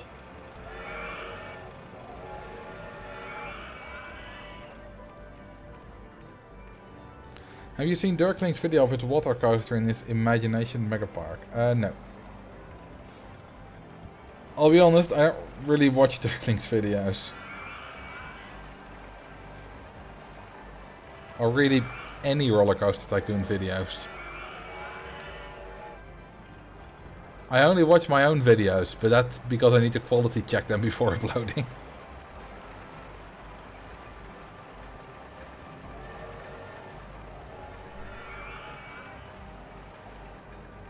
like, I'll occasionally watch a video, and sometimes that's a Dirkling video, but not with any regularity. And if I shout out a channel like Tony Mosky, which I did recently, of course I'll watch a few of their videos to see what they're about. And if they're any good.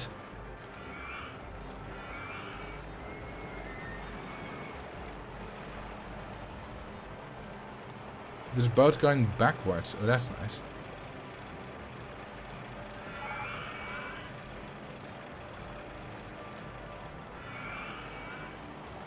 Okay, no, that's the wrong... I need the main color. That's the trim color. For some reason, on the wooden coaster, the main color is the trim color. Because I would say this is the main color. But no, this is always the one on the left. But you know, if I keep my mouse on it, it'll say select main color. But for some reason on the woody, that's the trim color. And see, it's a bit weird, but it's kind of important. Because if you're going for the most dazzling color scheme award, then only the main color matters. So that one needs to be bright green, or purple, or orange, pink. Otherwise it doesn't count. And the other ones can be whatever you want, baby.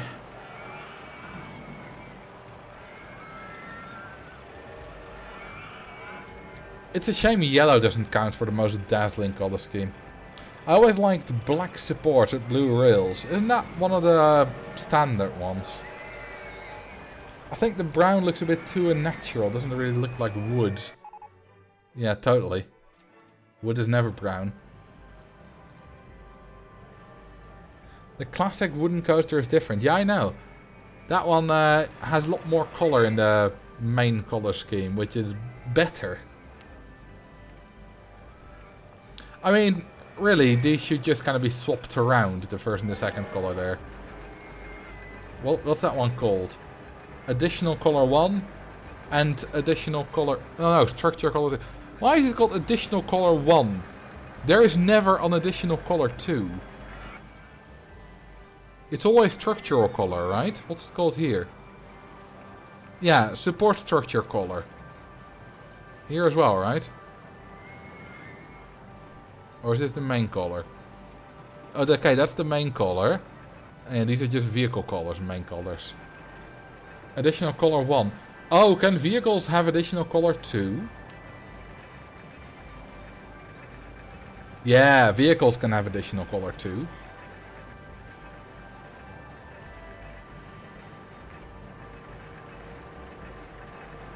Ah. That's where the 1 comes from. Still looks a bit odd if there is no 2, which there is for... You would really expect this to be 2, but there is no 2. This is called something else. That's just ugly Christmas.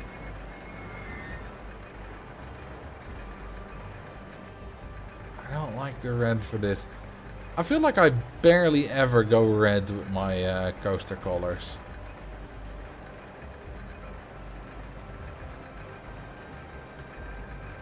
That works.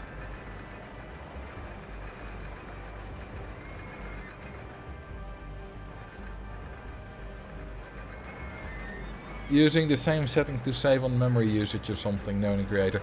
Oh, definitely.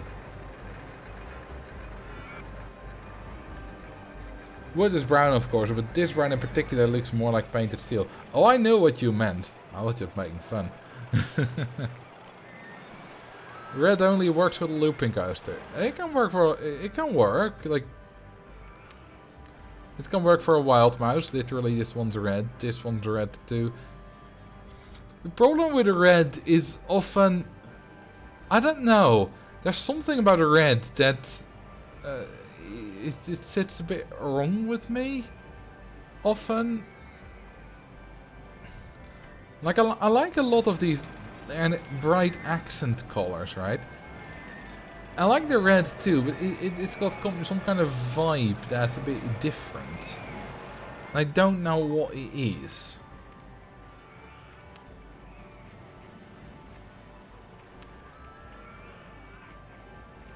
There's just something about it.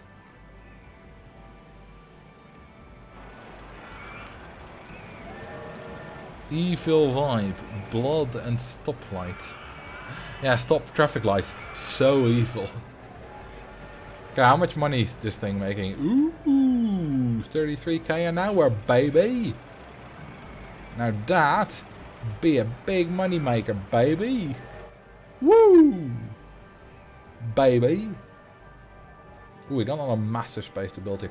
Oh, we're rich. Look at that, baby. That'll help. We're making money slowly, slightly faster and faster. It's like an exponential graph with a few dips in it. A really slow exponential. The reds feel like they stand on their own more, while the other colors play better together. Yeah, kind of. I think that's accurate.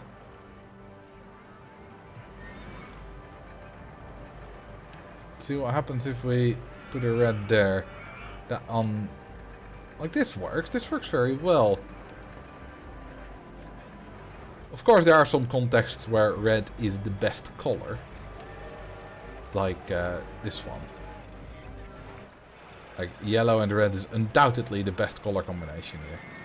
You could go for the darker red, but that's still red. I like both of these a lot.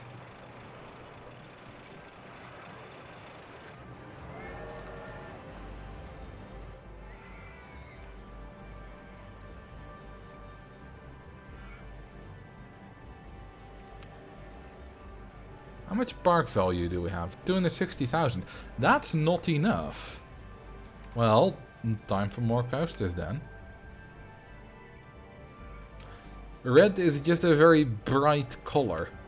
There are other bright colors though. That I do use more frequently. What's the scenario goal? Getting 300k park value and paying back the loan.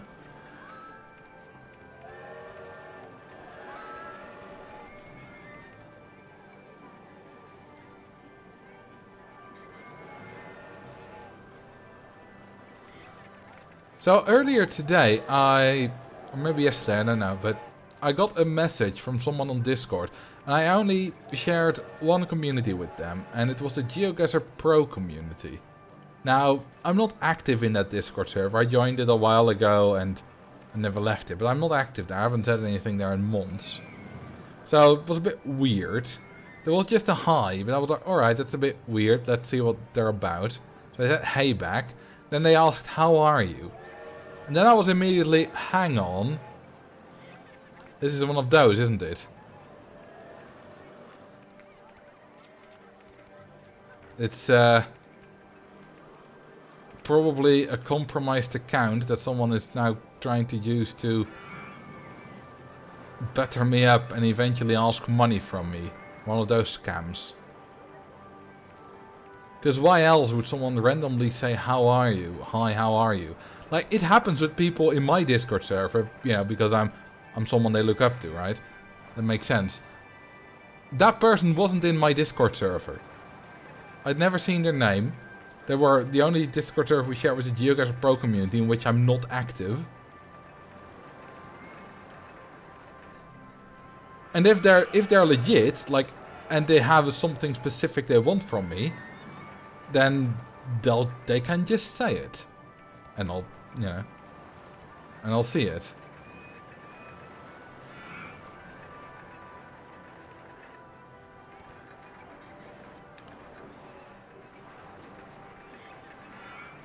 The economy system in the Roller Coaster Tycoon and many other Tycoon building games is mostly broken.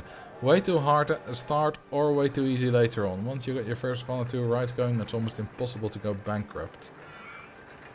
That only really counts if you charge for the rides. If you charge for the park entry, you can very easily go bankrupt.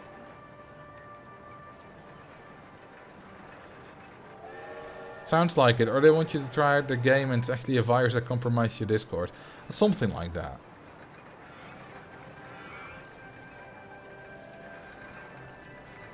Either way, it's a scam. And if it isn't, they can just say whatever they want to say without me currently acknowledging them. Like, I almost never, I never respond to people just saying hi. Which happens, you know, reasonably often, maybe like once or twice a week. Well, a bit less than that.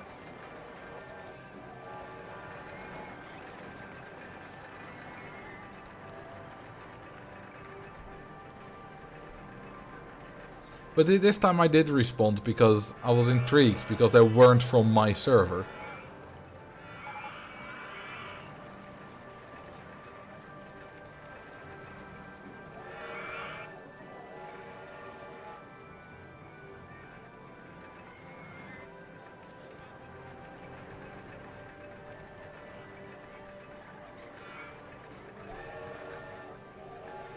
I once kind of got fooled by that. It was on WhatsApp. I got a message. Said, hey Mr. Curtis, when is the wine tasting? I was like, I responded, hey, you have a wrong number. And then the person was like, oh well, maybe, I don't know, we can have some kind of conversation. I thought it was a bit weird. But I didn't really necessarily suspect foul play. Because, well, they didn't ask anything of me yet. So I chatted with them for a bit. They said they were a Chinese businesswoman from, well, China, I guess. Which obviously they weren't. At that point, I still wasn't convinced it was any kind of scam. Because as I said, they hadn't asked anything from me yet. So I kept chatting for a bit. Went on for about a day. Didn't chat very much. And the thing was, at some point, I hadn't responded for, I don't know, like 2 hours. Because I was doing whatever. And they were like... They were like overly clingy, and at that point I was like, well, that's weird, I stopped responding. Because I don't like that. And I was considering it could be a scam, but my thing was like, how is this a scam? Because I had I didn't see the point of it. It's only when I told others about it that I learned that it's a scam where they kind of butter you up, right? And they talk to you, they act like your friends. And then, at some point, they ask for some kind of money in some way. Yeah, slowly get your trust. Love scam, yeah, basically. And then after people said, yeah, that's definitely a scam, I blocked them. It only took about like 2 days in total. And I think it was a love scam, because it was like overly clingy. Well, just ask me about basic things. About my life, what do you do for work and that kind of stuff.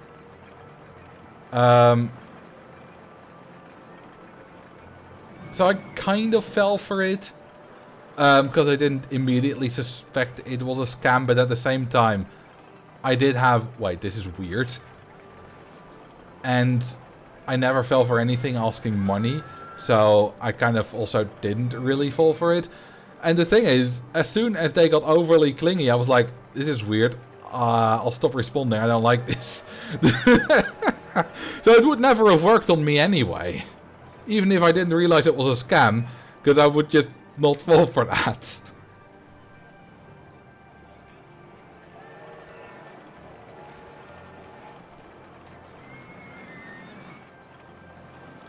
And of course, wrong numbers are a thing.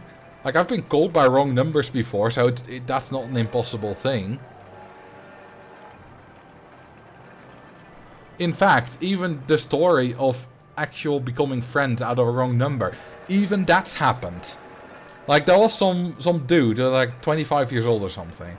And he got a random old number for, like, some info about some Thanksgiving, an invite to a Thanksgiving dinner. And he was from some, like, 70-year-old lady. And it was like, well, that's the wrong number. Can I call him anyway? And ever since then, they've had... he's been invited to their Thanksgiving every year. Lovely story. So even that can happen. Just wasn't the case with the message I got.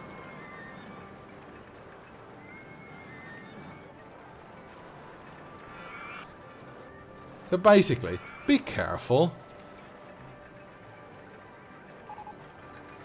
You don't have to be... Like, if it's just normal messages on WhatsApp, it doesn't hurt as long as as long as you're not giving out any sensitive info. It doesn't hurt to just talk. Nothing can happen. But like if it's any links or if they're asking for money, like if it's a love scam, like they said they were a Chinese businesswoman. Why would they ever need money from me? That kind of thing, right? Think logically about it.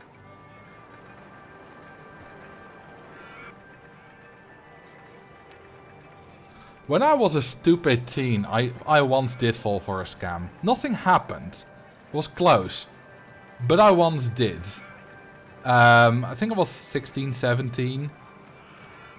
And there was a YouTuber I followed. Quite religiously. A very small YouTuber. And at that point you could still send messages through YouTube. So it's about 10 years ago. And I got a message from supposedly him saying giveaway winner, download your prize here. Now obviously that's a scam. Obviously it is. But back in the day, 10 years ago, that wasn't that common and people weren't that knowledgeable. And I wasn't that naive 17-year-old. So I didn't realize, and then I downloaded whatever thing they had. And I ran it. Yeah, that's stupid, right? Nothing happened. Like, I told my brother and he was like, you idiot, delete that. I deleted it, nothing ever happened. I got lucky.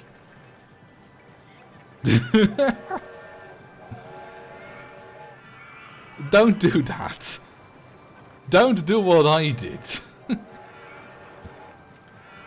I mean, do be that lucky, but don't download the... I don't even know what it was. A virus? I'm not sure, but... Because it never did anything. So I'm not sure what it was supposed to do. Either way, it was stupid of me. Very stupid.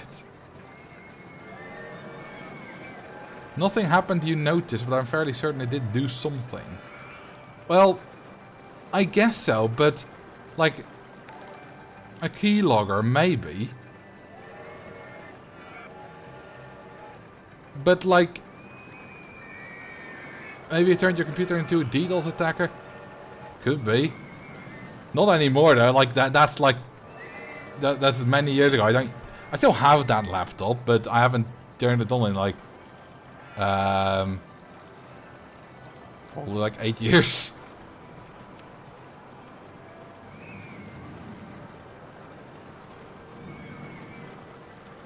There was someone who uploaded an exe file to a forum once with name free coupled. Someone downloaded it and tested to see what it did. It opened the CD-ROM drive. Yeah, I've heard of that. I've heard of that.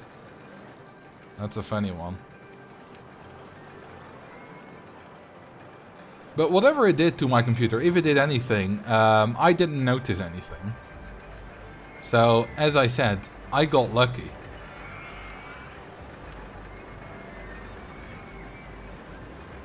My uncle got called from his internet provider because they noticed a huge amount of emails coming from his connection.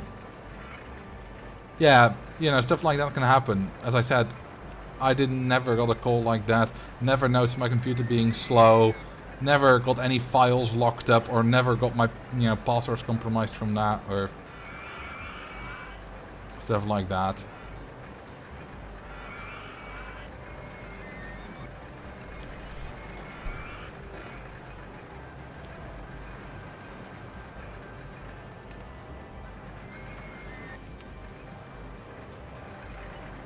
I think it was the same day that I deleted it, so maybe that was quick enough.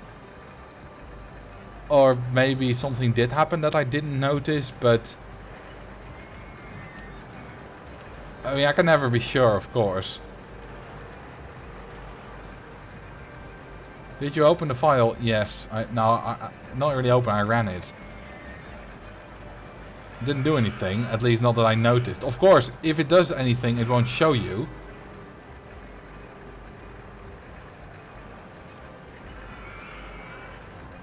In my high school we used to make bruggervallen, first year transfer. We would make a program that would add itself to the startup order of the computer So they would auto start and then shut down the computer upon being started. Name it Internet Explorer, gave it the icon, and dish the real one from the desktop.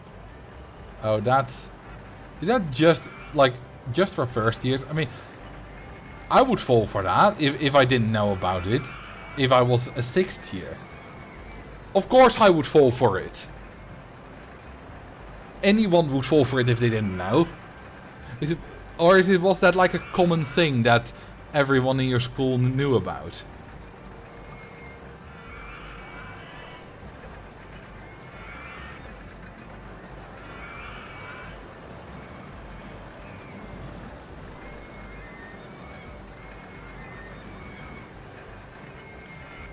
Most people knew about it except the first years. Well, that makes sense then.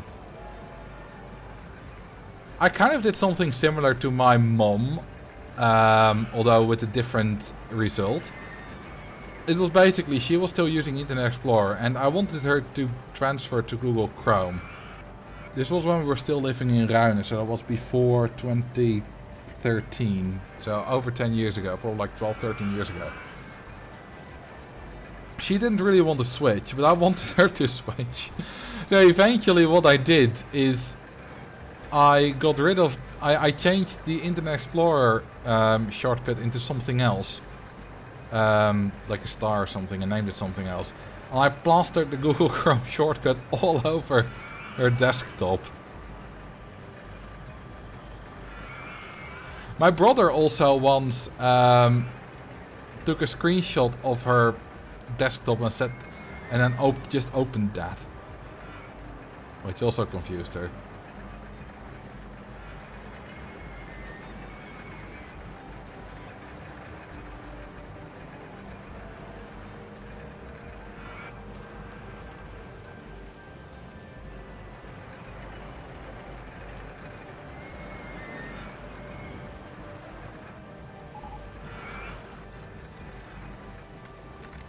Should be getting close to 300k park value now. I remember in computer class the teacher talking about pop-ups, and if you got a pop for adult stuff and you couldn't close it, or if new pop-ups came, if you close it, you should tell her. A student then kept trying to interrupt her, saying it was happening to him right now. That was quite convincing timing. You know, I was thinking about a story to tell, and it's literally that exact story, well, similar at least, about those kind of pop-ups. Once happened to me. There was some kids in my class.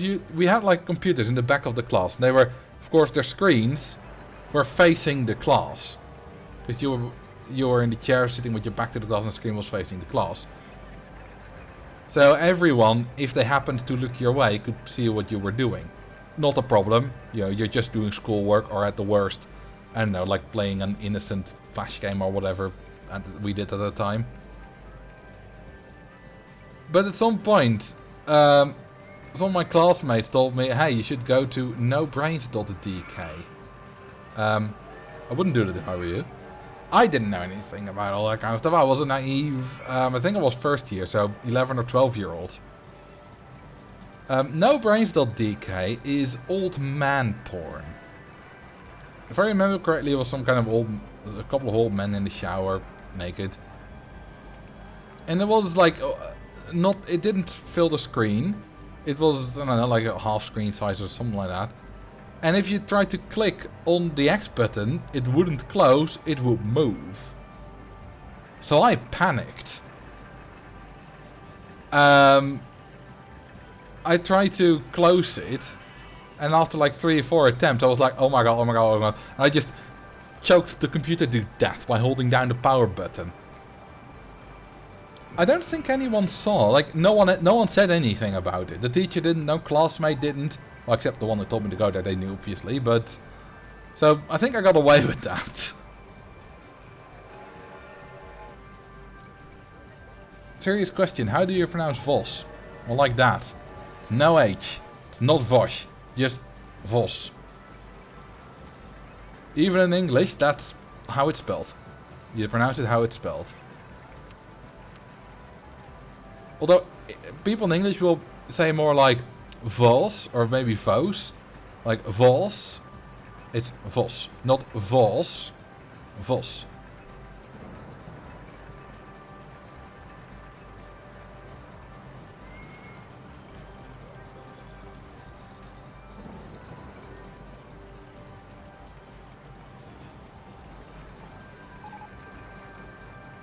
There was an earlier question in my Discord server earlier today about how to pronounce Marcel.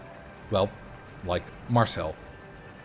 And you know, whether it was maybe like Marcel or Marcel, which my granddad always had. For some reason, my granddad always put the emphasis on the wrong syllable of my name. He always said Marcel instead of Marcel. And I didn't mind it. In fact, it was kind of a thing that made him unique. So I kind of liked it.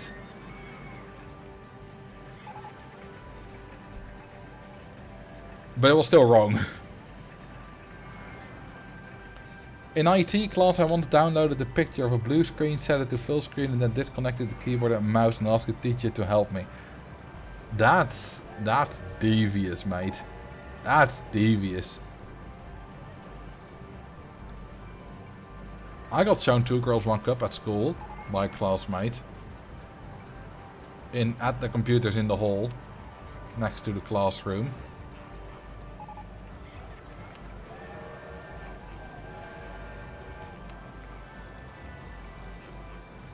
I think that was in my first year, so it would be 2007 or 2008.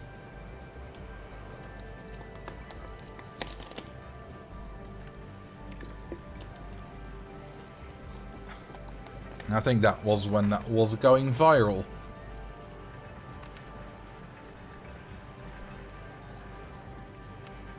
$298K, we're ever so close.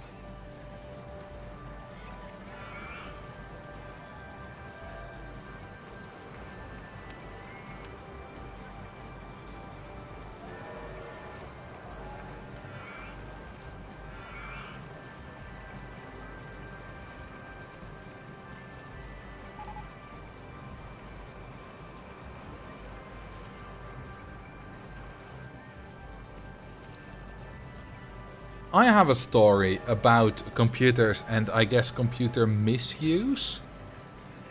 In school, where I got banned from using computers for a week. Due to a friend. I mean, also due to me, but story is quite funny. Mom, if you're listening, I don't think I've ever told you. She probably isn't. She only ever listens to like the first half hour of the stream, I think. I should probably tell her sometime. Basically, at school, we had student emails. We all got a student number and a student email. And at some point we were working on a project we were doing, me and the same 2 friends from high school I mentioned earlier. We were in our first year. And at some point we got bored and we just messed around. And we started sending emails to each other, but offensive. You know, we were 11, we were 12 years old. That was, I guess, funny. Just sending swear words to each other via our school email accounts. I know, how incredibly creative. And at some point, one of my friends was gearing up to send a lot of the word kanker, which is Dutch for cancer, but in Dutch it's a lot more offensive word if you use it in that way. If you use it to describe the sickness, it isn't offensive. But if you call someone like if you just say it as a curse word, it's considered one of the worst in Dutch. At least in the Netherlands. I don't know how it's in Belgium or whatever. Basically, he copy-pasted that a whole bunch of times, but with the middle 2 letters replaced by dots. So it wasn't entirely it. But, and I was looking at his computer screen. And right before he sent it to me and the other friend, I said, kind of screamed, "Stop, don't do it." Why did I say that? Well, I saw that in the place where like has the recipients, it said me, but also a teacher, Mrs. Nix. We didn't have the teacher, but she was my brother's history teacher, so I recognized the name. He didn't really believe it, because he didn't enter that. And of course, he didn't enter it on purpose, but it somehow did come there. And he pressed send anyway. Stupid idiot. I mean, I might have done the same if it was me, who knows. Still, stupid idiot. So, I don't know, like a few days, maybe a week later, I'm not sure. We got called in by our mentor. And we're like, what's this all about? And me and him weren't allowed to use the computers for a week. The other friend got spared in the crossfire, and we didn't rat him out. I mean, we weren't really doing anything wrong either. We were just sending emails to each other with rude words. Like, sure, that's not what you're supposed to use the school email system for, but it's not like it's terribly wrong.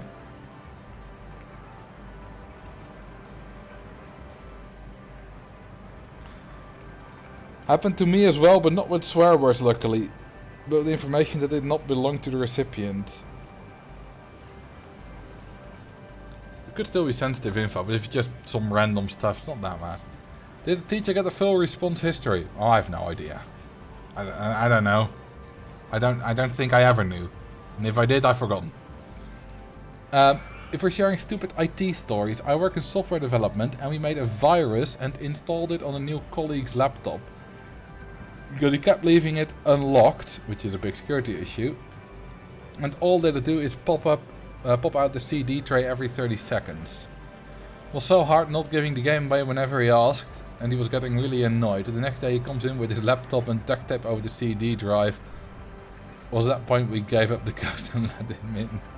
Yeah, that's a really good way to teach someone a lesson about security.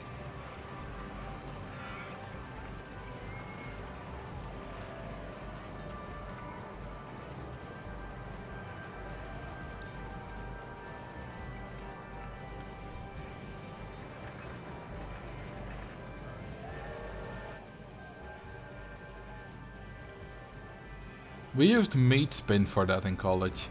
Ah yes, good old meat spin. You spin my world around, right around, baby, like a record.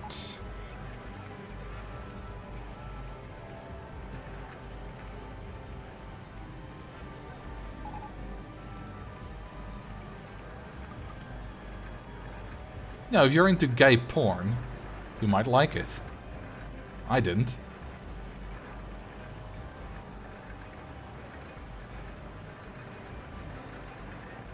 But someone else might.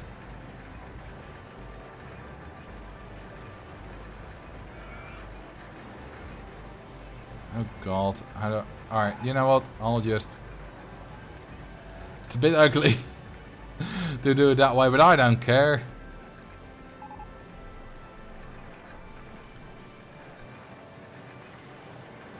You did not then, but what about now?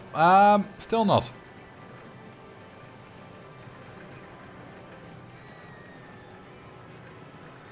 A friend of mine kept forgetting to lock his laptop. He spent about half a year as Berend Potje on Facebook because his name got changed too often and Facebook wouldn't let him change it back. Nice. My mom often doesn't lock her phone. Which isn't that big of a problem, because, you know, she'll have it on her person anyway. But it does mean that the screen stays on. And that means that it drains battery a lot faster. In fact, she got a burn-in her phone. You know, you have like your Windows screensaver, right? Which isn't really a thing anymore, but you had it back in the day because the older screens, if the same thing was on the screen for too long, it could have permanently burned into the screen. Which my mom has on her phone. Some of like you can see, it's not very noticeable, but if you look carefully on her phone, you can see some of the apps on like one of the home menu screen burned into it. I didn't even know that was possible on a phone, but like a year ago, so I noticed. But she should, I can't get used to locking it because that'll save her a lot of battery. And burning, I guess.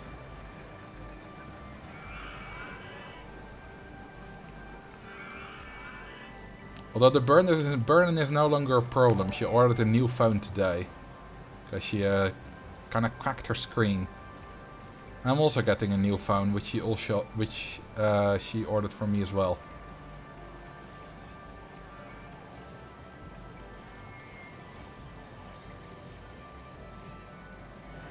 Ooh, thank you for the 39 months.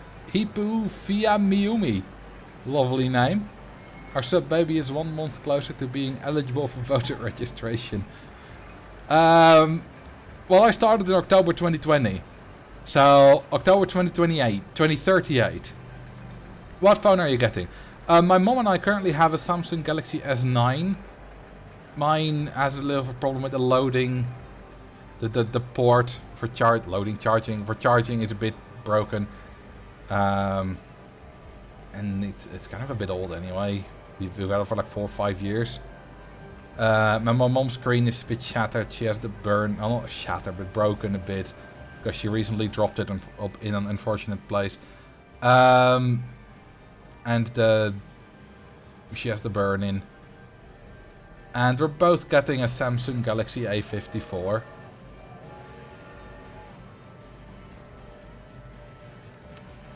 Basically, my mom and I have had the same phone for like the past 10 years. Used to be a Galaxy S3 Mini. Then we both went to a Samsung Galaxy S6. Then to a Galaxy S9. And now we're both, for the first time at the exact same time, getting a Galaxy A54. No longer a flagship series because... I mean, I kind of picked the phone, right? She doesn't know too much about that. And I realized that the A series is plenty strong for us. We don't need the S series. And it's a lot cheaper. And it got really good battery life. And I like the battery life. Like, I don't use my phone that much. And my mom does use it quite a bit, but not heavy use. She doesn't game, doesn't like run, like edit photos or videos.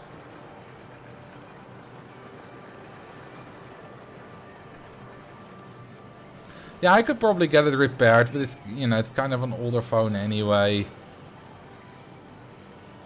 And staying up to date. Now, you know, I think the battery life is kind of short at the moment now as well. So I wouldn't mind quite a longer battery life. Fire all the stuff. Ah, there we go again. Dirty pot, here we come.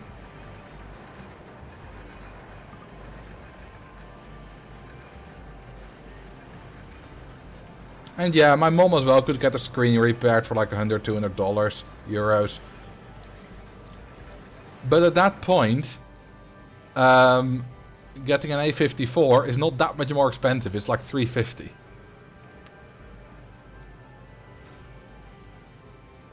And it's better than the S9 we currently have in pretty much all relevant categories.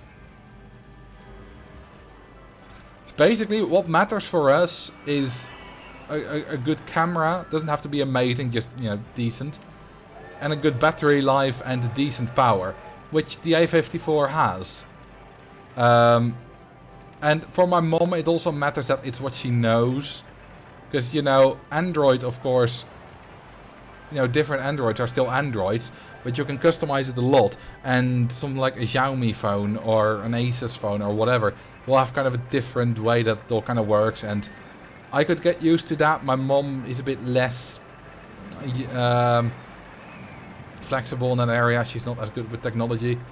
So the fact that she still has a Samsung is really nice. For me too, it still helps that I don't have to adjust. Are the ads over?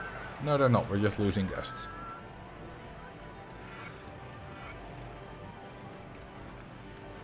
And we've both really liked the Samsung phones we've had.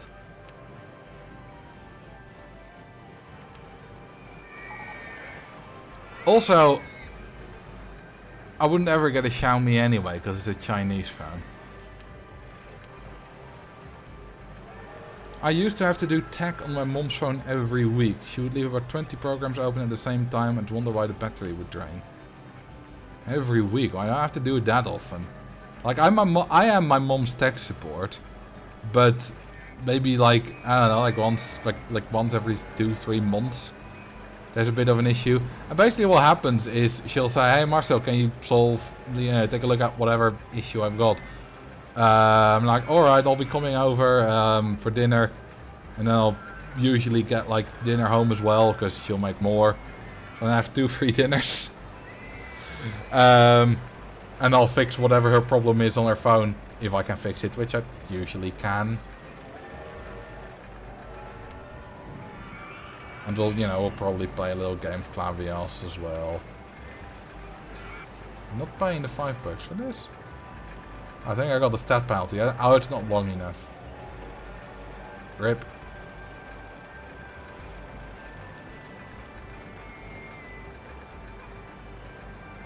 Yeah, that's the thing I thought as well, because my mom also leaves her apps open, but it doesn't drain her battery, because they don't, like... I mean, it drains ever so slightly, but not much.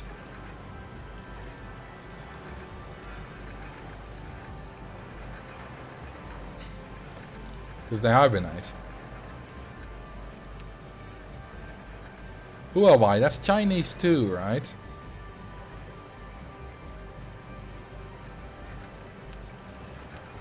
I just don't like the idea of getting a Chinese phone. Like, I don't mind stuff made in China, but I don't want software made in China.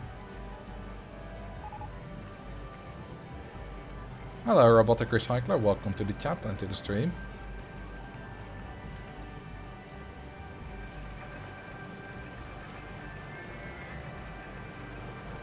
Sweet of your mom to come up with tech problems just to have dinner with you. Oh, I come around much more than just to fix tech problems.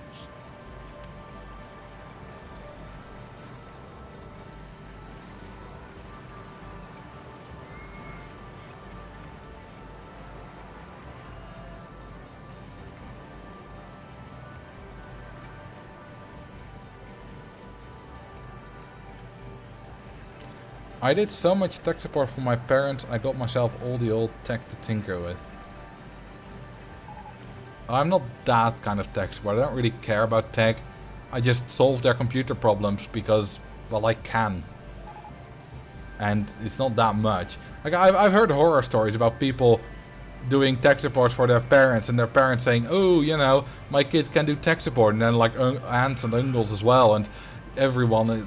That's not the case for me. I do it for my mom, I do it for my stepdad, and that's it. And they don't have problems that frequently.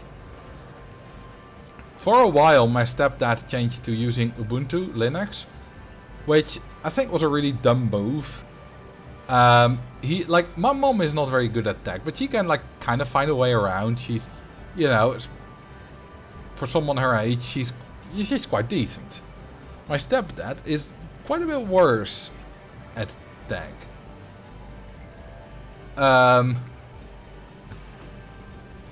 And he builds models of ships and stuff out of wood, and he does that with a few friends. And there was one of those friends convinced him that he should go to Ubuntu because Windows has a lot of bloatware and that kind of stuff. And he bought into that, and it's not false. It's kind of true, I guess. But you should only ever use a Linux thing if you know what you're doing. I've used Linux for uni, for you know, for coding classes and stuff, Linux virtual machine, that kind of stuff. I didn't like it. I wasn't good with it. It was annoying. And I'm, you know, fairly alright with tech. I'm quite tech literate. You know, with Google I can get really far. My stepdad isn't. He was not able to do so much. He couldn't print anymore. He couldn't torrent Game of Thrones, because that was back when Game of Thrones was hot. He couldn't make his photo albums anymore. His photo books. He couldn't do so much. And I wasn't going to bother to look into how Linux works. I couldn't be arsed. Did I already drink water for that 5 minutes ago? Well, here we go again anyway.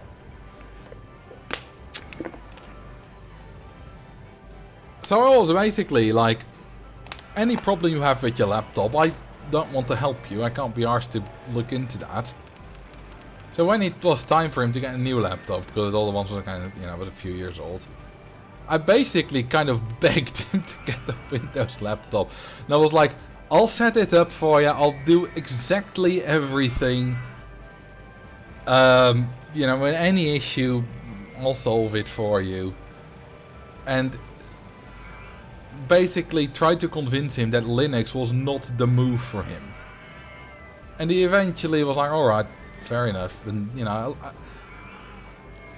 I searched a really nice laptop for him for like, you know, like $500, $600, something like that. And it did all the things he could do, you know, was a bit future-proof. And he still has that laptop. And it still works really nicely. And I did set everything up for him and it worked well.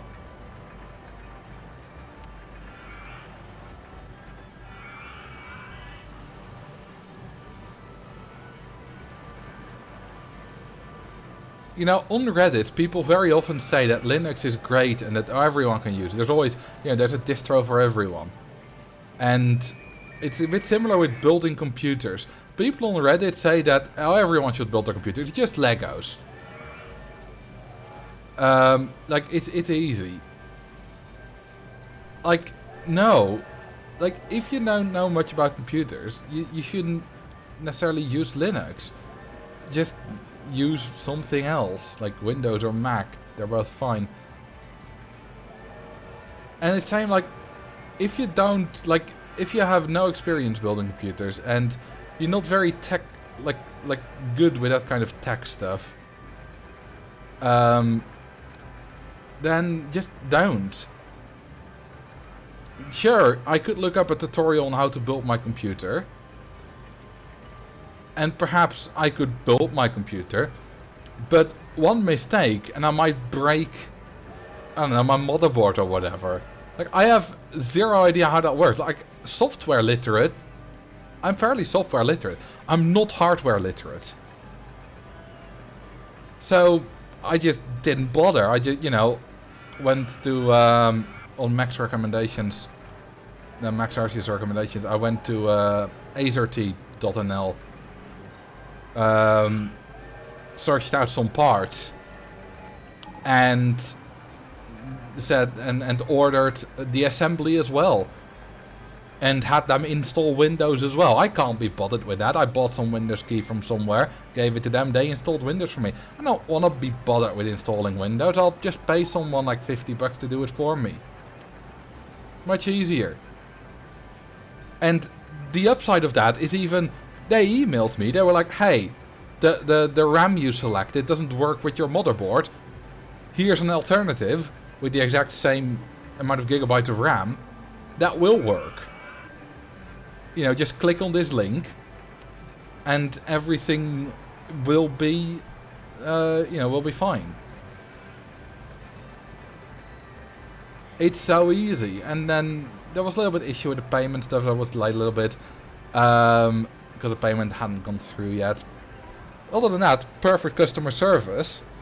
And like 2 weeks later, I had the computer. All I needed to do was plug it in. And it worked. Did you choose DDR5 RAM when your motherboard could only do DDR4? Yes. Yes, I did. You know, that's the thing. I just want to order a computer and get it delivered and have it work.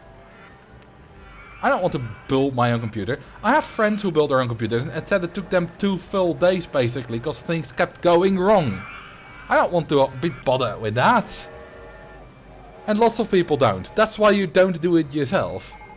If you do want it yourself, like if you like the idea of doing it yourself, of course, go for it.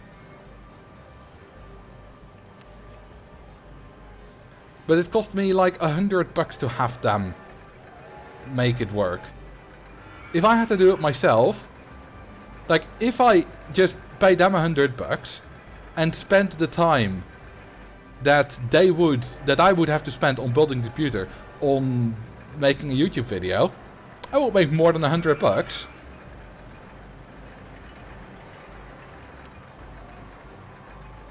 So it's even profitable.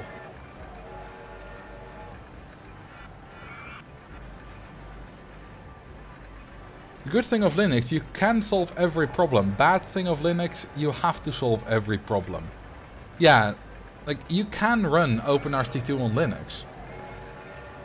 The problem is, it's tricky. Okay, we're above 300k park value now, good.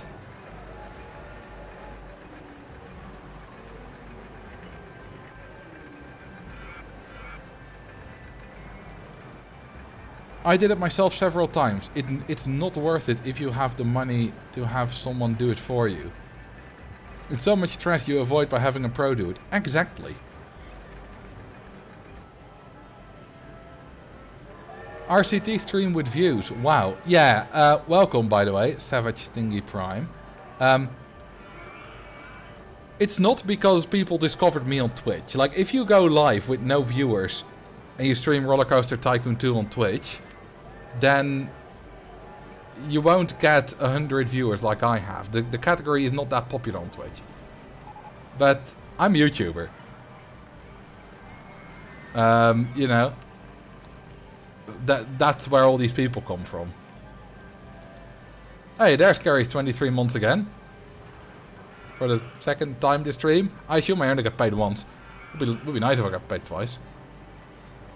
Now, on the other hand, Savage, RCT is my main game. So, you're shocked that there is 138 people audience for a Roller Coaster Tycoon streamer. That is true. Like, it's not like, you know, I'm a Minecraft content creator and I stream RCT for once. Lots of people do that. You know, Nerdcube to make the RCT video every once in a while. That's not me. I'm entirely... Hasn't the thing broken down forever? No, it's just broken down again. Like, I'm entirely from Roller Coaster Tycoon, so the audience is there.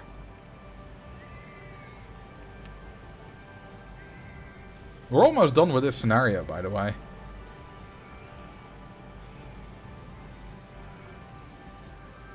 If you want to have fun, you should go to the Debian mailing list and ask an Ubuntu-related question. This will trigger a huge shit show. What's a Debian mailing list? Anything exciting happening while painting? I told about my experience with scammers. The one time I fell for it, but nothing happened when I was 17. The one time I got suspended from using the computer for a week at school. And we talked about being IT support for your parents, the new phone I'm getting, and about whether you should build your computer yourself if you don't want to, because supposedly it's easy.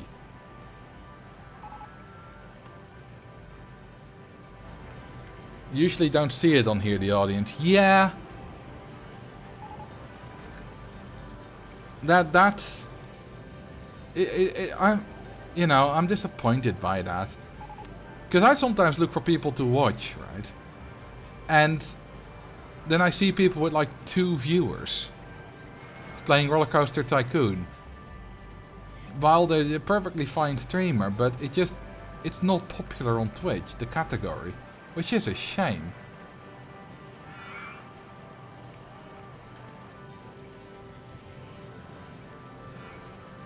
The other problem that comes with that is that I don't really want to talk to someone who has just 2 viewers. Why? Well, if I start to talk to them, they obviously start talking back, and it's all very nice. Nothing wrong with that. Like, that's lovely. The thing is, I feel bad if I don't want to talk anymore. Because then suddenly their only chatter is silent. You know, sometimes I'll want to talk for 5 minutes, but not much longer.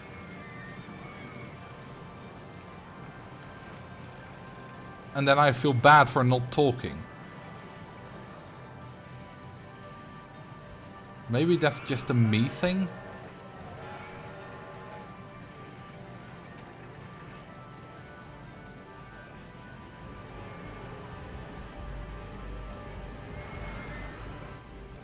The most annoying thing that happens when I raid someone is when I raid someone with, you know, some sort of decent audience, they're streaming Roller Coaster Tycoon, and they'll be like, oh yeah, I'm streaming Roller Coaster Tycoon once. Like I want to find people who consistently stream Roller Coaster Tycoon on Twitch. There are a few, like Natty from Natty's Dreamland. She streams Roller Coaster Tycoon a lot. That's very nice. Leadypus streams it, I believe, once a week. God, who else?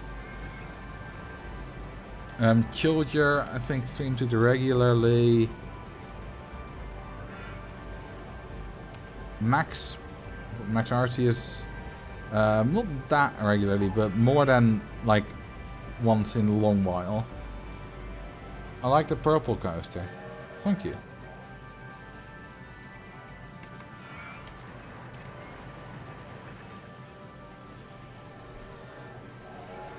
But I wish there would be more, you know, larger streamers that would... Or kind of larger Roller Coaster Tycoon YouTubers. Because Dirklink is the second largest behind me. And there's quite a large gap. Now, Dirklink's work is amazing, obviously, but... like, there's a big gap. Max will be streaming Half-Life Opposing Force tomorrow, so come watch him. Nah. Well, maybe I'll join in for a bit. I think besides you, I only ever find RCT streams that are an oddity for the streamer. Yeah, exactly. Like, oh, look at this childhood game, and of course that's great. It's not nothing wrong. It's just a shame that there aren't more people doing it consistently.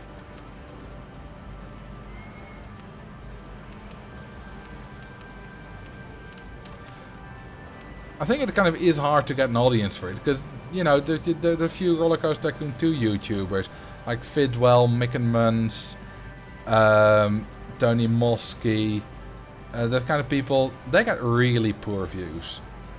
They get maybe a few hundred views a video. It's kind of hard to get an audience for it, and I kind of cracked it, but even Dirklink, you know, with his long history and big community, only gets like 2,000-3,000 views. I think on average per video. Maybe if you're like looking at 6 months old videos, maybe like 5,000-6,000. I'm not entirely sure. So I do kind of get it, because it's really hard to get a lot of views.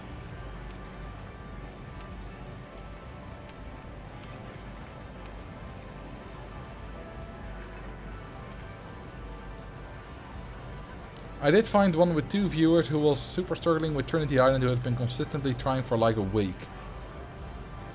Then you're just not good at the game, which is fine, but that's not that, like, for me that's not really enjoyable to watch.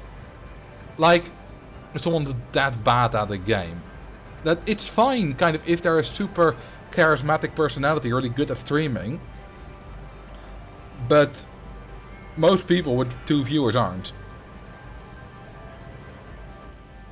You don't have to be a master at the game for me to enjoy the streams, but you have to, like, at least be decent. And you can try out new games, of course. Like, I've tried out new games on stream. But if I know a game, like Minecraft or Terraria or Roller Coaster Tycoon, and you don't know the absolute basics and you're not super charismatic, then I'm out. It's comparatively simple and doesn't hold many people's attention these days, so it's seen as a novelty more than an experience. I disagree, but doesn't hold people's attention span. Like, yeah, we see the Mr. Beasts and, you know, that kind of editing being really popular, right? But that stuff has always been popular, the short stuff. You know, comic books are kind of the Mr. Beast of books. In kind of a sense. They've been popular. But that doesn't mean that, you know, like 300, 400, 500 page books were not popular. Stuff like my videos, you know, more like edutainment side, think Vsauce, and then also stuff like Vlog Brothers, which is a bit different. You know, those kind of videos, they're still very popular, it's just a different audience. Or even the same audience. Like, I watch Mr. Beast, but I also... I don't really watch Vsauce, so it doesn't really make videos anymore, but those kinds of channels, like Wendover Productions, that kind of stuff.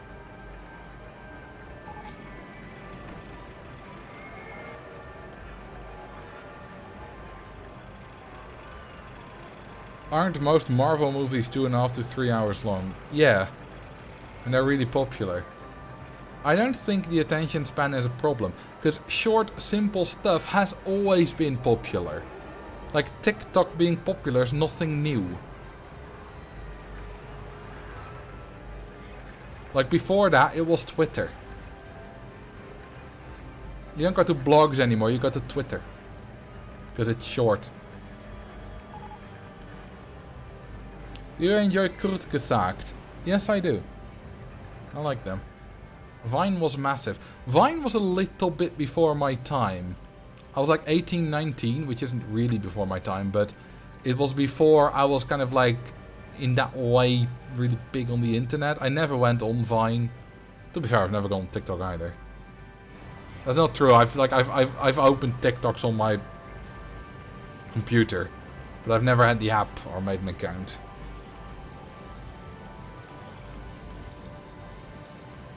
I think this attention span discussion is exaggerated. Some of the best YouTube videos I've seen are 1.5 hours or even longer. Yeah. Like, I make, like, on average about 10-15 minute videos nowadays on Roller Coaster Tycoon stuff. I'm not flashy.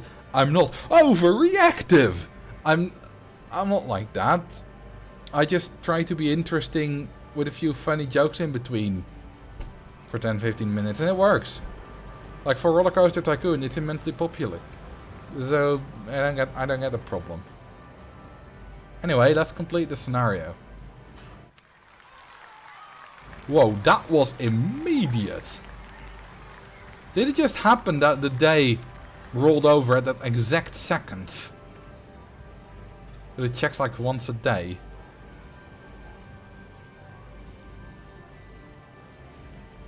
Well, completed by Marcel the Shell.